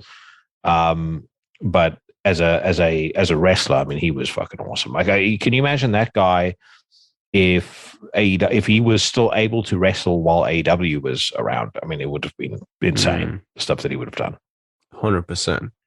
You know, I'm thinking, obviously, we're talking about wrestling and everything like that. And obviously, a lot of especially if you look at wrestling from the late 90s, you know, everyone is just fucking jacked. You know, it's like they're all giants and fucking strong men. I'm wondering, because obviously you're somewhat of a low-key strong motherfucker yourself. So not as much as I used to be, mate. The COVID fucked that up completely, but I feel like I'm getting a bit better again. But yeah. Well, what initially actually got you into that? Because that's been like a very common thing that we've discussed on Iblis, you know, and I've actually seen people talking about how even listening to the podcast has inspired them to want to go to the gym. So I was just wondering, what was the thing that ticked you initially that made you even want to start training or lifting weights? I've been obsessed with how men should look since I was like a really young kid. And it was partly because I thought Arnold Schwarzenegger was the greatest living example of a man alive when I was young. I was friends with a lot of older kids, like because I just sort of discovered music for myself, and I just befriended people that were like, you know, 10, 11 years older than I was, you know, at a very, very young age. One of the guys that I befriended was a bodybuilder. So he had all these bodybuilding posters up all over his room, and you know he would train in his garage with like weights and stuff like that. And I would join him, and he would show me some stuff. And then I kind of fell off the wagon a little bit. I moved to this country and turned into a fucking fatso. And then it was really pro wrestling that got me back into the gym. I bought cool. Triple H's Guide to a Better Body and started going to the gym. I started with 2 days a week, and then I thought, okay, I wonder what I could do if I went 3 days a week. I started going 3 days a week, and that became 4 days, and that became 5 days. And then I started doing Muay Thai, and then it was like, okay, what if I do weights in the morning, Muay Thai at lunchtime? Then I was like, okay, what if I started competing in interclubs and in, what's his face, semi-pro competitions? So it's like, okay, now you're going to do weights in the morning, Muay Thai at lunch, and Muay Thai in the evening. So that was probably the peak of my training. And then when I left the job that I was doing, where I was near to my Muay Thai gym, and I ended up working, completely outside of town. Then the Muay Thai stopped because I didn't have the time to do it anymore, and I just started doing weights. And that's really what I've been doing since. I just really do kind of a combination of probably powerlifting, Olympic lifting. I've tried to throw in a bit more cardio now. And now that Mhm. my daughter is into skateboarding and stuff like that, I bought myself a skateboard again. So, which I was terrible when I was doing it. I was a skater for 12 years. I was never very good. But I kind of need to be at a weight that I can actually be on the board and not die when I'm with her. So, yeah, I try Well, and you're gonna say sorry? I was gonna say, yeah. So you mentioned about your Muay Thai, and you were actually competing. Yeah. What was that like? Because a lot of people, I understand, they start learning how to throw a punch, how to throw a kick, but a lot of people in their fucking heads, they just want to beat someone up. That is different to how actual fighting works, because you could get your ass kicked. So Oh yeah, how did you find those experiences, and when you're competing and stuff? Because this is, you've not spoken, you've obviously spoken about what you do and what you've done previously, but never, I don't think I've heard you talk much about the whole competition thing. So I'm curious as yeah. to how, what you learned from that really, and what it was So like. I never did anything particularly high level. I think I got to a point where I realized if I wanted to move up. So in Muay Thai you've got these classes that you do. So you've got class C, class B, class A. Mm-hmm. I realized that if I moved from semi-pro to class C, the level of commitment that I would need to have in order to make that step up was just more than I had the time to give. And I also trained with people that were class C, B, and A fighters, and they were hard motherfuckers. I mean, you're talking about guys that are half my size fucking me up in sparring. So I did And that's just striking as well. It's not like it's jujitsu or anything. Yeah. It's just pure striking. So I competed in 5 fights, of which I won. I won 3, had 1 draw, had 1 fucking beat down of a loss. That was the last one I ever did. And that dude turned pro about 3 months after that. And I remember going up to him after the fight, and I said to him, his name is Sammy. I was like, Sammy, that was fucking incredible. I mean, you really fucked that dude up. And he was like, well, to your credit, you were much harder than that guy was. And I was like, well, I'll take that, because the beat down that he gave me was insane. But I will tell you this: those 5 competitions that I did was the greatest experience of my entire life. Like one of the greatest experiences of my entire life. There's like a degree to feeling, at least for me, a degree to feeling alive when you touch gloves with somebody and the first blows land, and it's like, this isn't sparring. This dude is really trying to take your head off. Path of no return. Oh, dude, it's incredible. It's absolutely incredible. And the thing is, all bar one of the people that I fought, I actually became pretty good friends with afterwards. There's like there's sort of a bond that forms. It's weird to try and describe to somebody, but Mike will be able to talk to this too. I think I understand what you're gonna say, but go on. Yeah, it's like there's this bond that forms whilst it's happening, and when you're done, it's like there's this unspoken thing where there's one guy, for example, named Richie, and I can see that dude after. I bet if I bumped into him now, it's been 5-6 years since I've seen him in person. I bet if I bumped into him now, we'd start talking like we haven't lost a stitch. Same with Sammy. Same with any of the guys that I competed against. It's just an incredible feeling. It's like I said, when you're standing in the ring and the referee's telling you, okay, if I say stop, you have to stop, etc., etc., and you touch gloves. That moment is that's the closest you're going to be to being truly alive for me. That you will get to on this earth. Well, I can imagine the fucking adrenaline, the pressure. It's all the training leading up to it. It's trying to prove yourself. There's this very primal thing at hand here. I mean, you mentioned the thing about the bonding. I've always been an advocate of doing things in that way, in the sense that I think as men, especially, there's a way of handling problems, and it's that you deal with it like men. You don't go on social media and fucking gossip about it. You don't go and talk to so-and-so trying to undermine the other person. No, you got a problem with someone. You go face to face and you sort it out.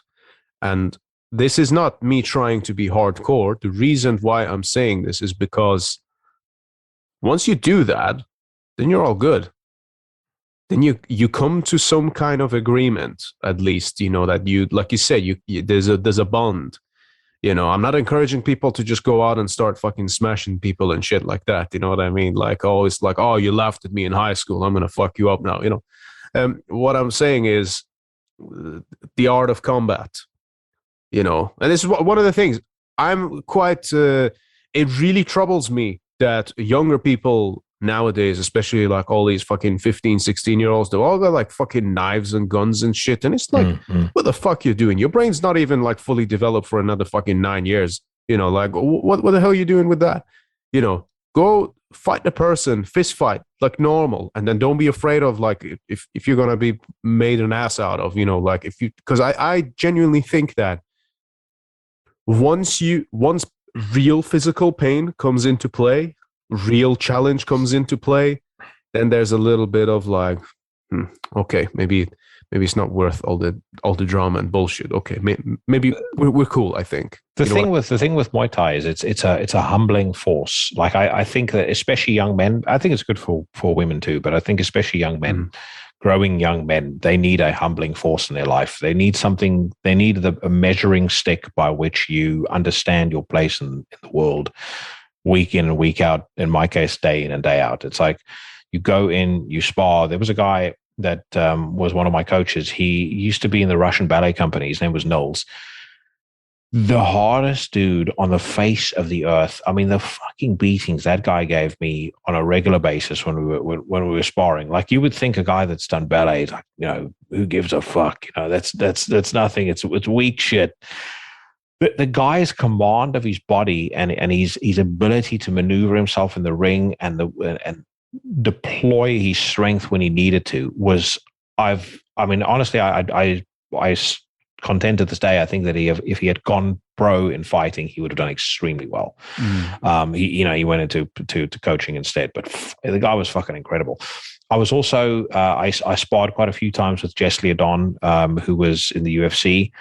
And that was also like you realize there's levels to the game. I remember we were sparring once and he kicked me and I caught the kick and I just instinctively went for a takedown. And as I was in the air, like falling down on the ground, I remember thinking, like it was almost in slow motion. I remember thinking to myself, as soon as I hit the ground, this guy is going to fucking give me the worst receipt of my life. Yeah.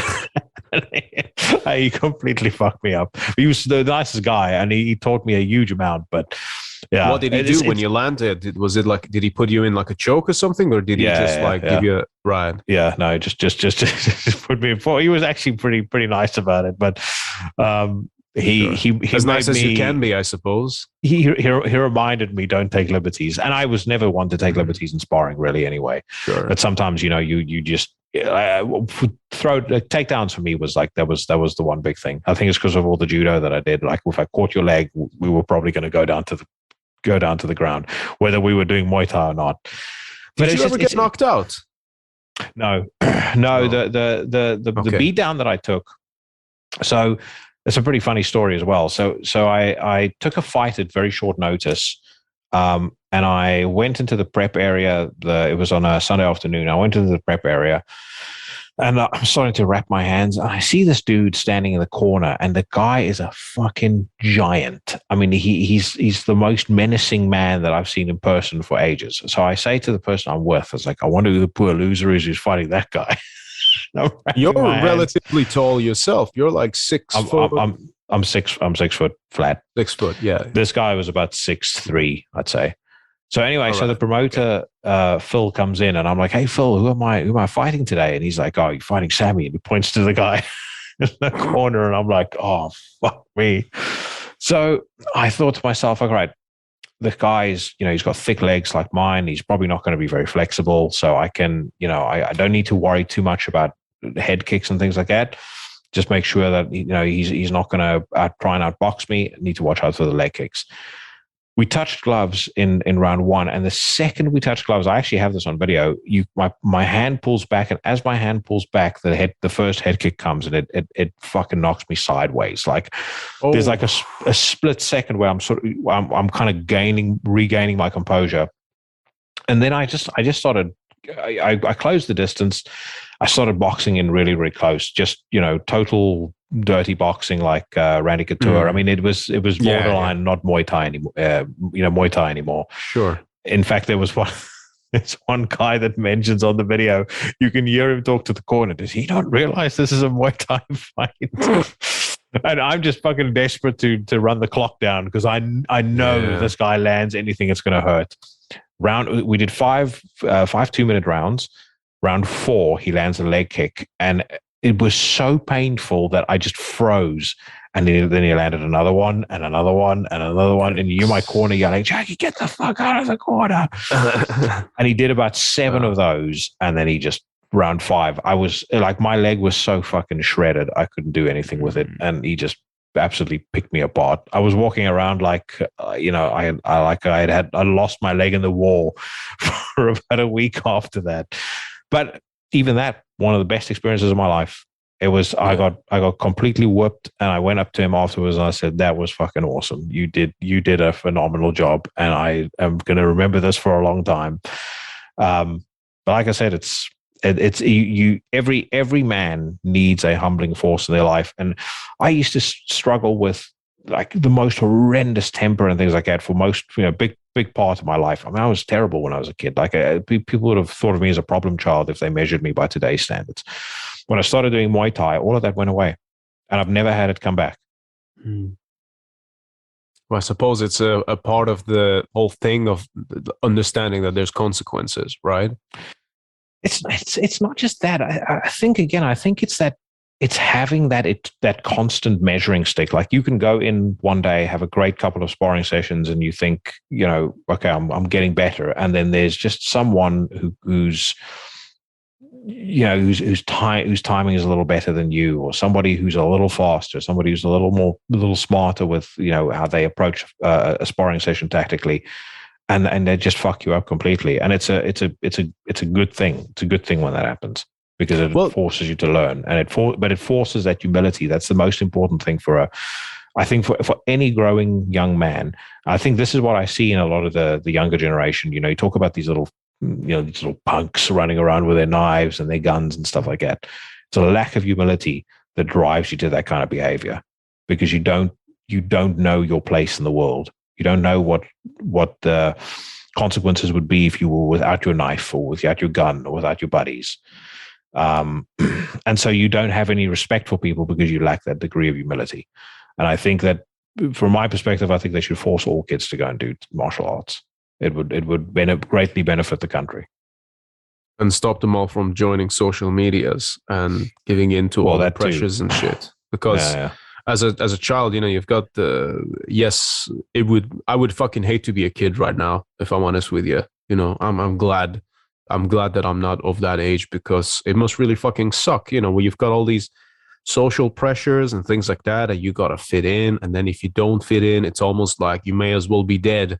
Right? That's how they sometimes approach it. And I just think, like, man, there's so much more to everything, like if you don't have the newest like iPhone or whatever, then you're some kind of a fucking piece of shit, and you're like an outcast. I think that's fucking sad, that's because kids are fucking horrible to each other as well, what I mean? So it's no wonder that they grow up, and then like after a while, obviously this is all, I think, a reflection of the design of modern society, and its accessibilities, which is quite ironic, isn't it? It's that you're supposed to have more accessibilities and more comfort and more abundance, if you will, yet this is the result of it, and I think that, like you said, if that sort of that humbling experience was there for everyone, things would be different. I mean, I make myself as an example, and I've got no problem admitting to my own previous intentions through art and things like that.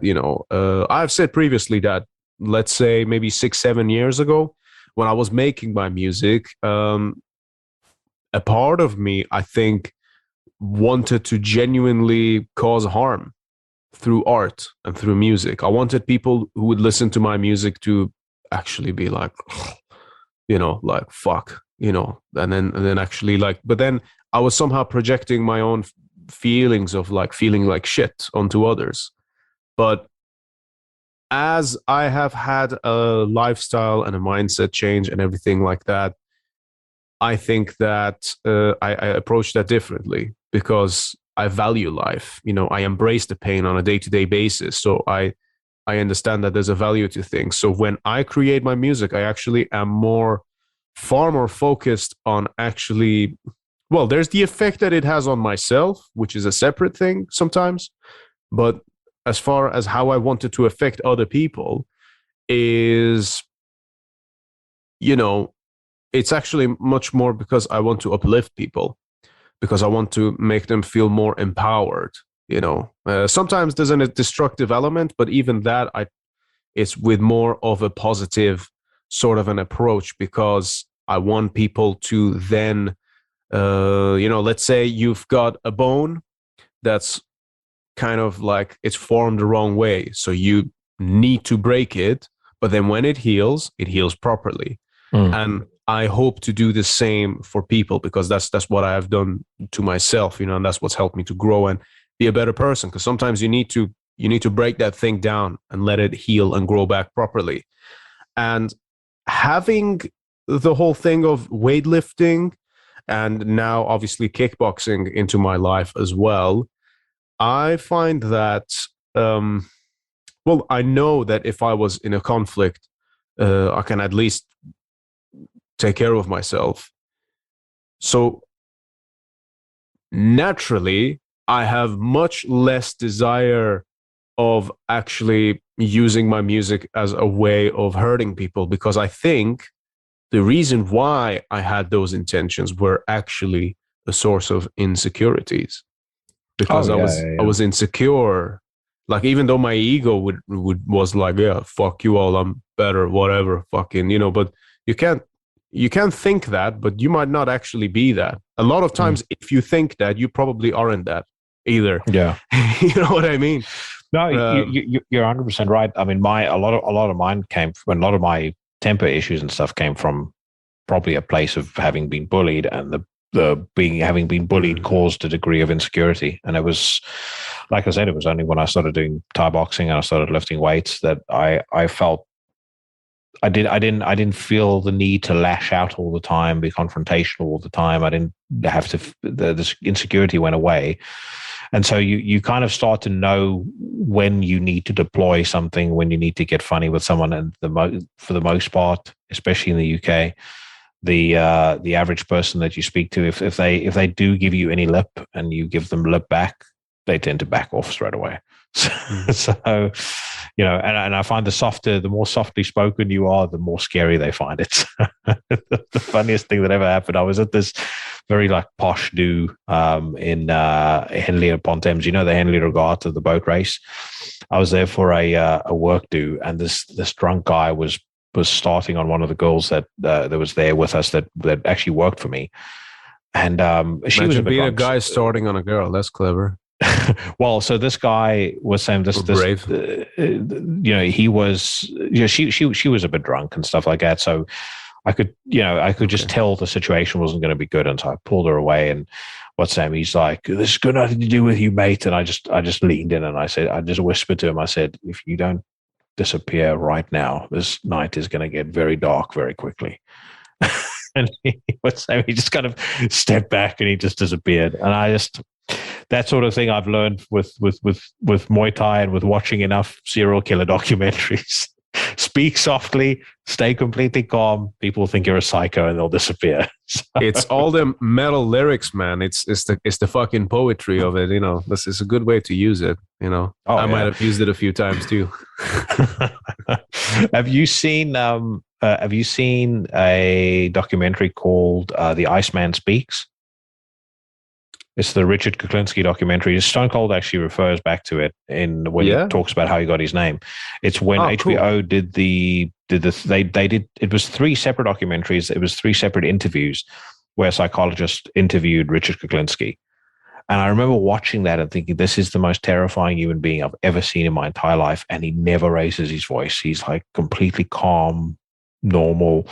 He talks about how he killed this guy in a gay club, And in order to do it, because he was a hitman for the mob, so in order to do it, he said he dressed in the most flamboyant way that he possibly could, and he took a needle with cyanide and shimmied his way onto the dance floor, and he's dancing, and he's like standing next to the guy, and he stuck the needle into the dude, injected the cyanide, and then danced his way off the dance floor. And the psychologist asked him, "So what happened to the man?" Fuck. And he goes like, "Well, in his case, heart attack." And it's like, I watch this, is like, the guy is so fucking grim and composed the way he does it. It's absolutely terrifying. And that's when I realized, no point screaming and yelling at somebody, no point shouting, swearing, going nuts. If you ever want to truly scare somebody, speak in a very controlled, soft voice. Mm-hmm. And most of the time you can avoid most problems, most physical confrontation in your life as a man just by doing that. Because they think, who is this lunatic? Without going into the details of my actual work environment, besides the band, the fitness, and obviously the podcast, I do see a lot of that kind of behavior. And I think there is a psychology to that, because generally speaking, the ones who talk the most act the least, because they're just trying to create some kind of a thing. It's kind of like what I mentioned with the music thing, it's that, I'm creating the music because I want to fucking project all of that thing out there, so that like almost like everyone leaves me alone now. You know what I mean? And then it's kind of like, no, okay, well, and then the thing of it is, like, a lot of people, especially nowadays, like, there's such a bad, like, dirty culture here in the UK, especially, where you get everyone is like, oh yeah, blood, I'll find your fam, and yeah, I'll smash you up, and that, and then it's just like, shut the fuck up, it's like, you know nothing, that's like, your words have zero weight to them, like what you're saying doesn't hold any water. You're just a copycat who's just doing something because at the end of the day, you're trying to survive. And you're trying to survive when you don't even know the threat yet. You don't even realize that you are the threat to yourself by acting and behaving in such a way. Yeah, dude, these wannabe tough guys that are a real affliction in this country. I've said to my fiance many times, like, I wish I could fucking airdrop these people over Baltimore or over Detroit, or even better, over one of the like gang infested, impoverished areas of South Africa, and go, you want to be a tough guy? Let's see how you fare there for the next month or so. And if you're still alive, we'll come pick you up. I want to do the same to all of the feminists who defend Islam. I want to send them to Iran and then see how they feel after a week. How 10 minutes, I should say. Yeah. It's I mean, another thing I thought was a funny irony is people that are clutching their pearls over the government over here wanting to send refugees to Rwanda are the very same people who said how terrible it is that Trump called North African countries shitholes. So it's like, okay, what's correct here? Either Rwanda is paradise or it's a shithole, and people shouldn't be sent there. What's your pick here? Yeah, absolutely. I mean, it's one of them things. It's I don't necessarily want to get massively political, because whilst I have very strong opinions on certain things, I also, humbly so, accept the fact that I'm not necessarily as knowledgeable as perhaps I should be. You know what I mean? And it's one of them things. But that perspective definitely does exist, in that, yeah, of course you think that, like the whole thing of like not being a racist is not good enough. You have to be anti-racist. And then that whole process, it's like the same thing, it's like, obviously in the context of children, because that's a thing now that's happening. I've been paying some attention to that, and I just find that so fucking strange, because it's like, you don't, when it's in the, and this is coming from someone who is actually an immigrant in a country foreign to his own. And to me, when it concerns the subject of race, you don't fix that problem by suppressing those thoughts. Yeah. You know, and I think having those thoughts is kind of, it's normal in the sense that we as human beings tend to just pick sides. Okay, that's what you do. Right. Let's pretend that it's the same mindset, except it's not about race. People in an island as small as the United Kingdom, they might be 40 miles apart in cities, and they still won't like each other. They'll have different accents, you know, and then they'll fight over like what they decide to call a fucking bread cake or some shit like that, you know. And then their football teams will, like, you know, the football fans will meet up and fucking smash each other to pieces. That is the same kind of natural human element that, in my opinion, might actually apply to racism as well. Now, I understand this is a complex issue. I'm not trying to explain it, but however, from my perspective, I think it's one of them things. It's normal that a certain type of behavior and culture would be related to one specific group of people. Why? Well, because of where they come from, because they are the majority of the people in the place that they come from. They all act in a similar way. You know what I mean? And to say that that doesn't exist is fucking asinine. You know what I mean? And sometimes a certain way that you are and the group of people that you associate with might not necessarily be compatible with the other way. You know, and well, it's like we just said now, feminists wouldn't necessarily be compatible with, you know, the average man who lives in the Kingdom of Saudi Arabia. I think that when it comes to these sorts of things, one of the biggest failings of the human race, and politicians know this, and the mainstream media know this, and this is why they exploit it all the time, is they respond to all of these things in an extremely emotive way, and they never stop to assess facts first, assess data first, and then make a decision. So the Rwanda thing is a good example. I have no opinion, you know, wrong or right, but I do happen to know Rwanda's crime rate is lower than Mauritius, Thailand, the US. So, you know, and I kind of jokingly said earlier, you know, you were going apoplectic when Trump was calling it a shithole. Now, all of a sudden, it is a shithole again, and people can't be sent there. So what's the correct answer here? I try as best I can to avoid. This is why I personally don't really like talking about politics to many people, because they get extremely emotional, and then when they get like that, you can't speak to them, and you know, you can see that's where friendships start disintegrating.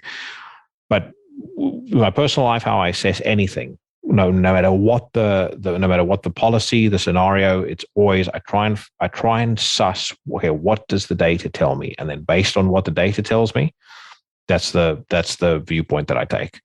But again, as I said, I think unfortunately most human beings are extraordinarily easily led by their emotions, and it's a detrimental thing to society. And things like social media, you know, the news, etc., it foments that, because they know exactly how it works, and they just keep tapping in on that emotional, you know, those emotional triggers, because they know what the response is that they're going to get.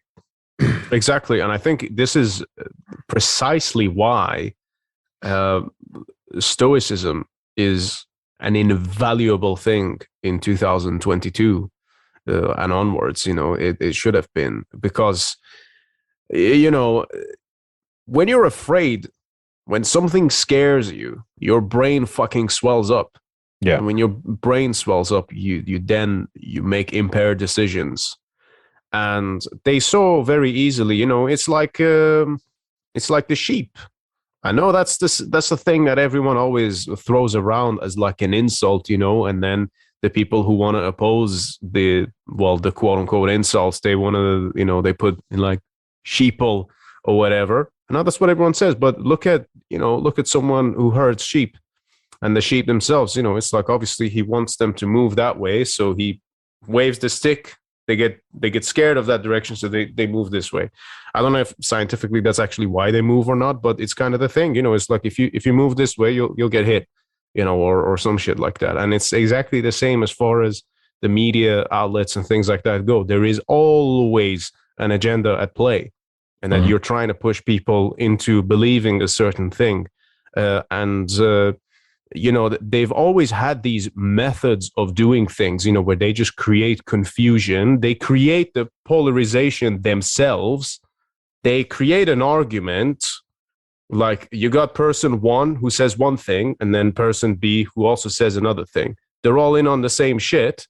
And then yet the rest of the people, they all fucking get in on this. It's like the fucking coup that the CIA and MI6 created in Iran when Dr. Mossadegh was actually, when he was the prime minister, and he actually cut the British having access to the Iranian oil.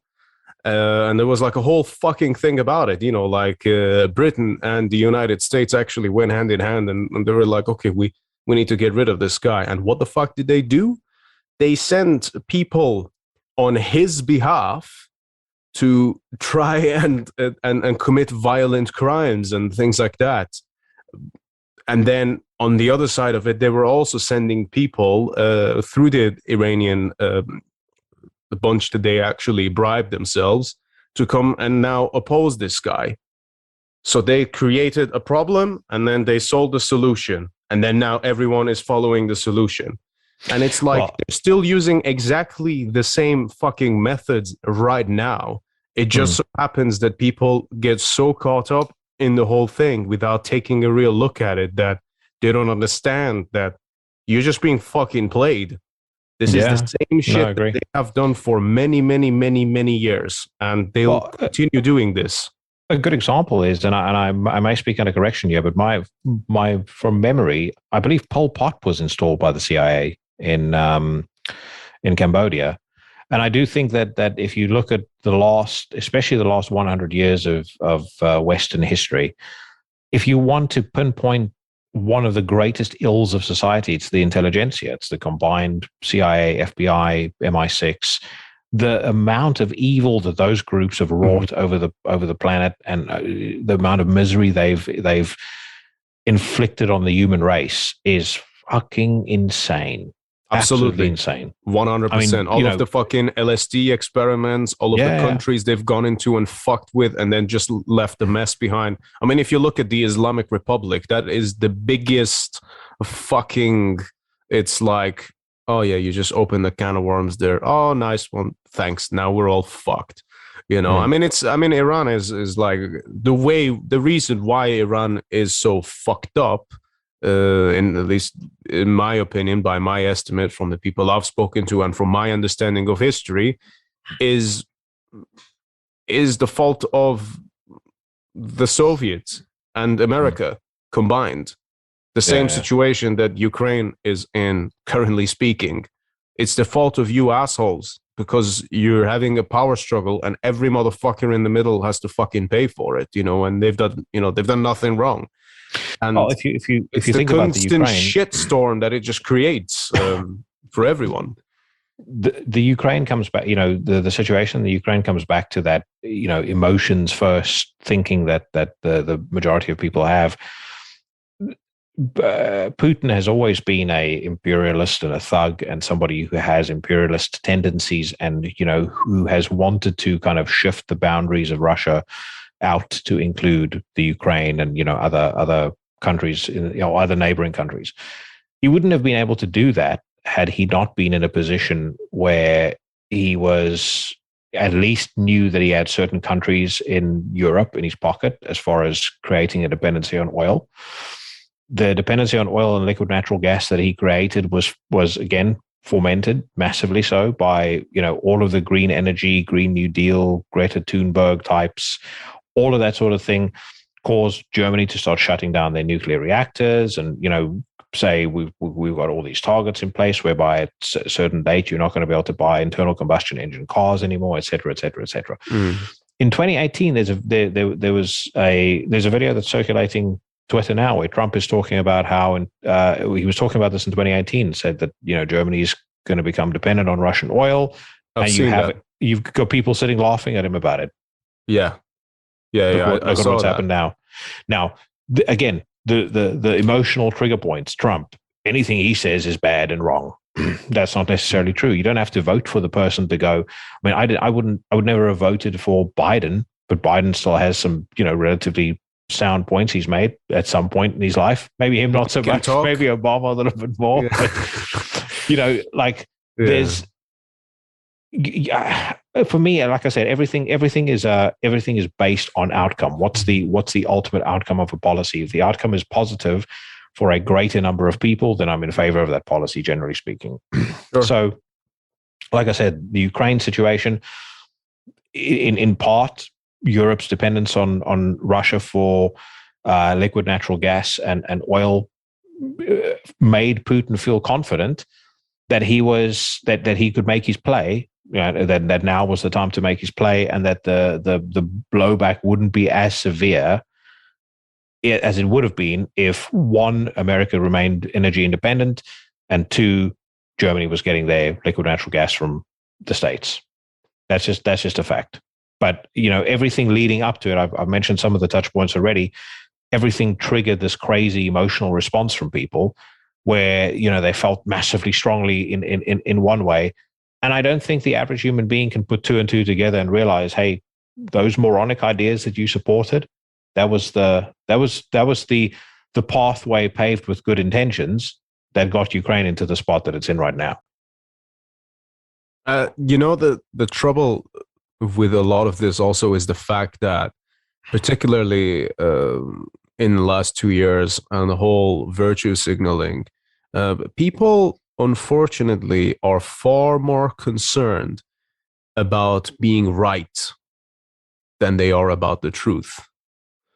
And this is something that greatly bothers me, because the truth should always be the number one priority. And sometimes reaching that might just mean that you might have to admit that you're wrong.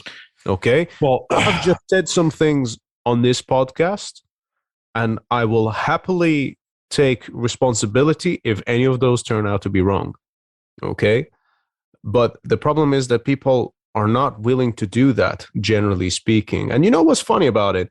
I've spoken to quite a few people of, sort of both sides of the spectrum. You know what I said earlier, where it's like option A and B are just presented as they are, and everyone just follows. There's no middle ground. There's no common sense. I mean, as you've probably picked up by now, I'm,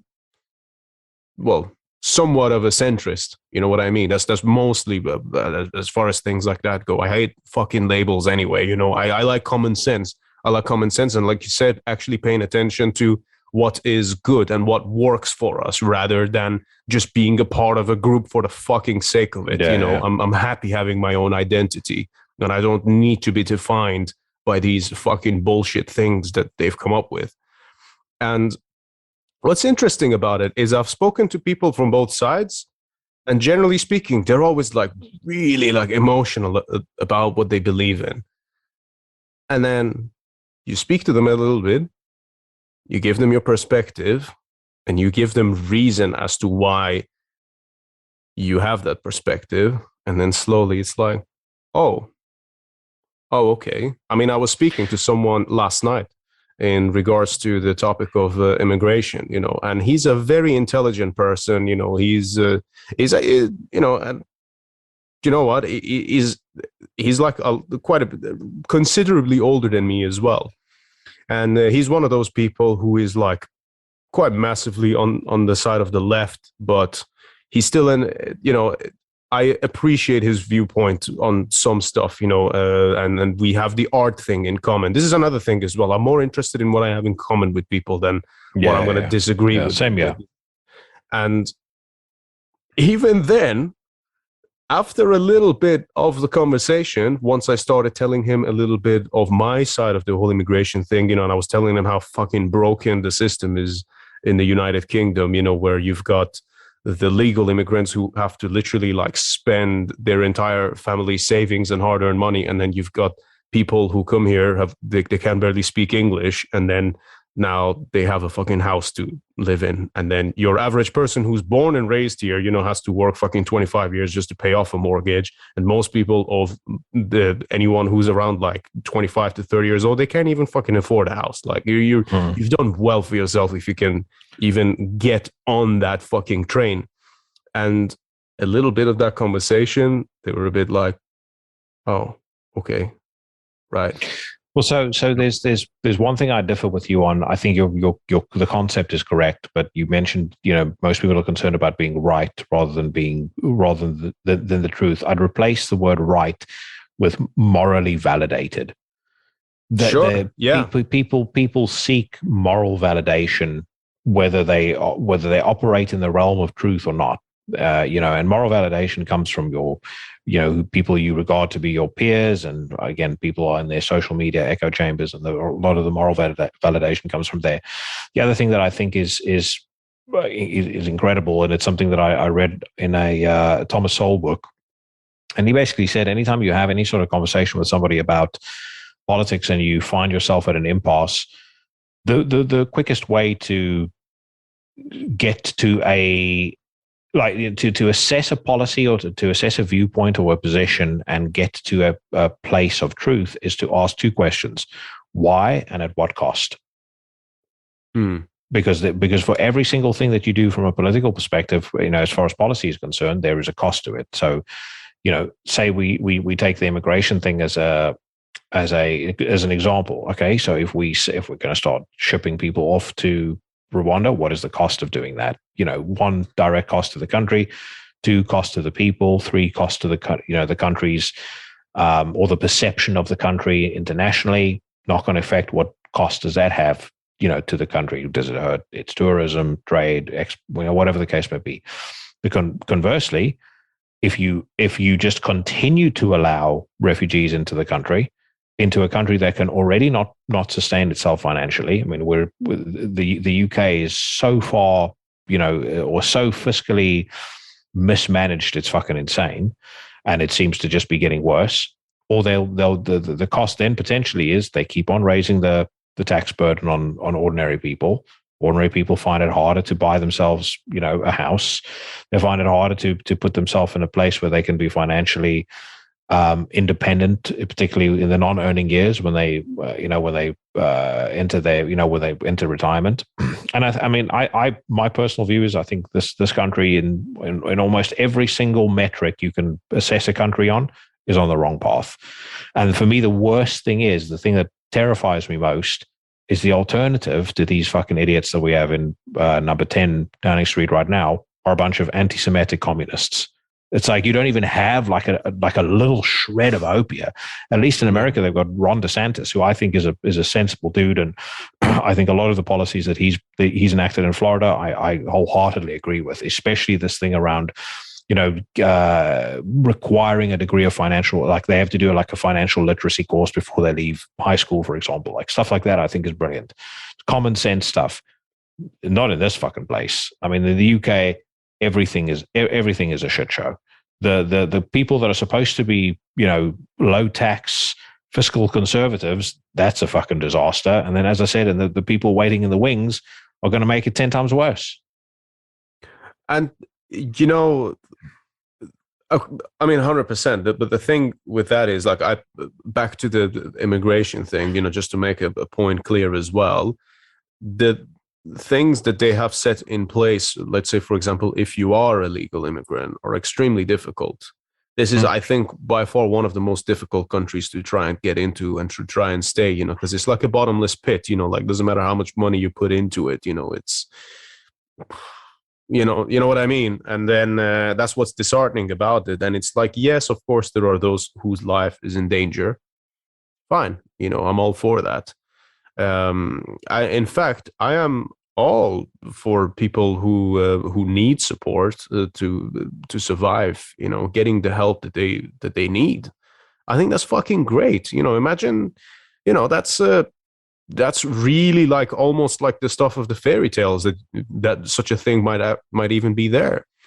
But not when the system is so fucking broken that it encourages you to fucking sit on your ass and do nothing. and that everyone else, you know, that's the part where it kind of bothers me, you know. And I think this is a thing as well, you know, like when you do, you know, can I say something actually?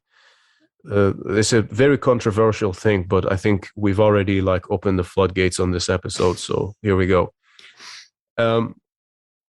I don't have a lot of Iranian friends, okay?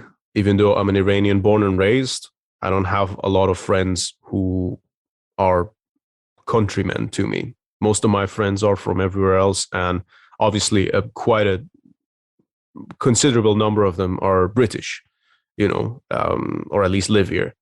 One of the very interesting things that I spoke to, that I picked up on from speaking to people who are from Iran, who then came to the UK, was that they had absolutely zero racist tendencies before. Okay. So where we're from, we watch movies, you know, and then, for example, they would see, and I'm not saying this is necessarily reflecting off of my personal experience. I'm a very open-minded person. You know, I don't see race as a label. I believe you know, everyone bleeds the same color. But the thing that was interesting, you know, for a system that prides itself, like for people who pride themselves on being like so anti-racist and whatever, almost every Iranian person I've spoken to who has come to the UK has said something along the lines of, before I used to watch so and so people in all like Hollywood films and things like that, and I would never think much of it. I would think, oh, like, wow, they're really cool people. But now that I've come over here, since I have come to the UK, I have actually picked up some, unfortunately, racist tendencies that I now look at the races of people in a different way. And I look at each one in a different way, whereas before I saw them all exactly as the same thing. And I think so. So having come from a land of you know, original sin racism, you know, South Africa, I think one of the things I've definitely observed, particularly when I moved to the UK, which I've been here now for 20 years exactly, I think racism in the West very often is a clash of cultures. It's not a clash of actual race. I've met very, very few people that would look at another human being and say, because that person's skin color is different to mine, I now automatically hate him or hate her. I think a lot of it is rooted in a clash of cultures, and you know, those cultures exist within subcultures in the same country. It could be people of exactly the same skin color. You just mentioned it earlier. One of the things that surprised me most when I came here, for example, is you speak to people in London and they'll talk about how much they dislike people in the North, and you speak to people in the North and they talk about how stuck up everybody in the South is. And you look at how close they are. Exactly. I mean, you could drive from one spot to the other in 4 hours. But again, I think a lot of it is to do with a clash of cultures more than anything else. Another really great Thomas Sowell book that's worth reading is he talks about how white redneck culture infiltrated African American culture, and how modern African American culture is actually derived from basically white trash. So, and it's a like fascinating study. Like he talks about how like certain things were done. For example, taking away charter schools that allowed the education levels to slip, and as the education levels slipped, you know, people started behaving in different ways. Yeah, sure. But again, I think what it ultimately boils down to is it's not necessarily a case of just pure black white, you know, race based hate. It's actually a clash of cultures.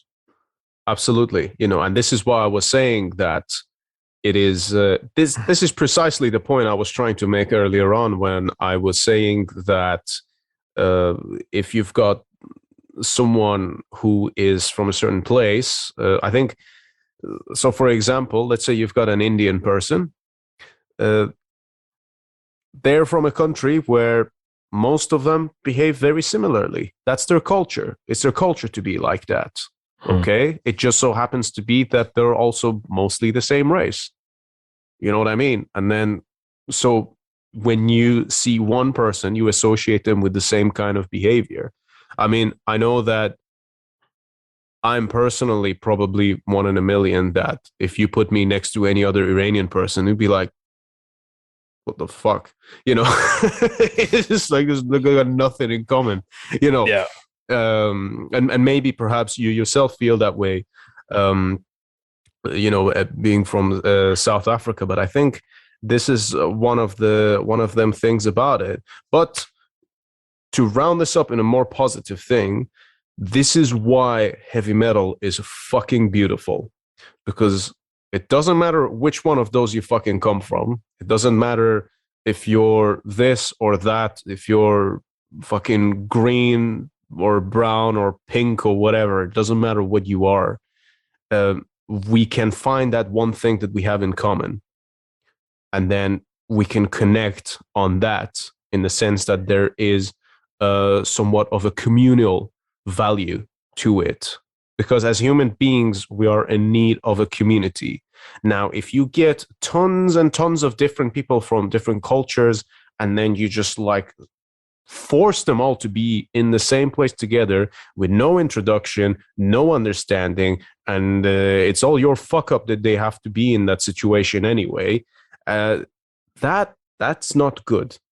That's not healthy. This is what makes people feel isolated and alone. And people shouldn't have to feel that way. I felt that way most of my life, but that should not be the case. That we need a community to survive off of. And generally speaking, yes, sorry, go on. I was about to say, I think this is why it's such a dangerous thing when the ties that typically bind us become overly politicized. So, for example, you look at music, movies, sports, even. Those are the things that more often than not people build bonds over. You know, like the majority of people that I'm friends with in my life, I'm friends with because we had a shared interest in music, we had a shared interest in movies. I look back at things like the Rugby World Cup win in South Africa in 1995, again in 2007, and again in the last Rugby World Cup in 2019. The amount of togetherness that created in a country that has historically been as divided, as South Africa has been, is borderline miraculous. But it speaks to the power of those of those things to pull people together. And when you start to overly politicize it and you start to create that level of division inside of those things, then you're taking away what little we have to kind of pull us together as society when we're already very fragmented. Mm-hmm. And the fear then is what comes after that. It's back to that kind of, why and what's next, or why and at what cost. So why would you overly politicize sports, for example, and at what cost are you doing it? Well, you're overly politicizing it if you're Colin Kaepernick so that you can get a Netflix documentary. I mean, he's not donating any of his riches to anybody else. He's a fucking loser as far as I'm concerned. And then at what cost? Well, at what cost? You spread that nonsense through the NFL. NFL ratings drop into the toilet, and potential friendships that could have been, forged between folks from blue states and red states now no longer can take place. There's just another thing that divides people rather than brings them together. And those 1%ers add up to something big at the end of the day. And, as Jordan Peterson has said, if people no longer have the ability to talk to each other, it's only one way to resolve conflict. And that's not something anyone wants to think about. Absolutely. And on that note, I was about to say, that's probably the most perfect way to round off an episode of a podcast that I can think of. I think so too, man. Yeah. Fucking A, I can't believe we also did this entire conversation without talking about the elephant in the room as well. That's been a problem for the last 2 years and stuff. But of course, neither of us are doctors, even though. So I got my first COVID warning, not warning, but my first COVID notification the other day. Weirdly, for my episode with Scott Taysom of Cloak, I was like, yeah, we talked about this. Spoke about it. I don't know. Okay, we've broke it now. We've actually mentioned it. The Kweed, we're gonna call it, like you mentioned Kweed, before. yeah. we yeah. How the fuck did they even do that? Like, because I remember talking to you about it, saying like, oh yeah, you know, welcome to the JRE club or something. I just got no idea. Does someone listen to that and then they just wait for the word, or is it like an AI fucking thing or whatever? Because if it's AI, if it was AI, I'm very surprised. I mean, I would have had more episodes that got flagged. Like definitely anything that I do with Katie. Right. It was just that one. I suspect it may have been reported or something like that. Imagine someone having the time to do that. It's like, oh, who's this Jackson talking about these medical issues? Yeah, no, exactly. Oh man. Well, listen, cool. It was an absolute fucking pleasure to have you on, man. To anyone who's actually listened this far as well, fucking thank you. You know, I hope you guys have enjoyed the conversation as much as I have, or we have. I hope it's the case for Jackie as well. Sure. But if you guys haven't done so already, go and check out Into the Necrosphere. I'm sure I will be reappearing on there at some point in the future when Trivex album number 2 is out. Oh, you're welcome anytime. Yeah. Anytime. Yeah. Unless we end up doing one in person, right? I know we're gonna have like a fucking barbecue episode at some point, right? Yeah. No, and then we're gonna have fucking JR's barbecue sauce as well, yeah? I can get that too, yeah.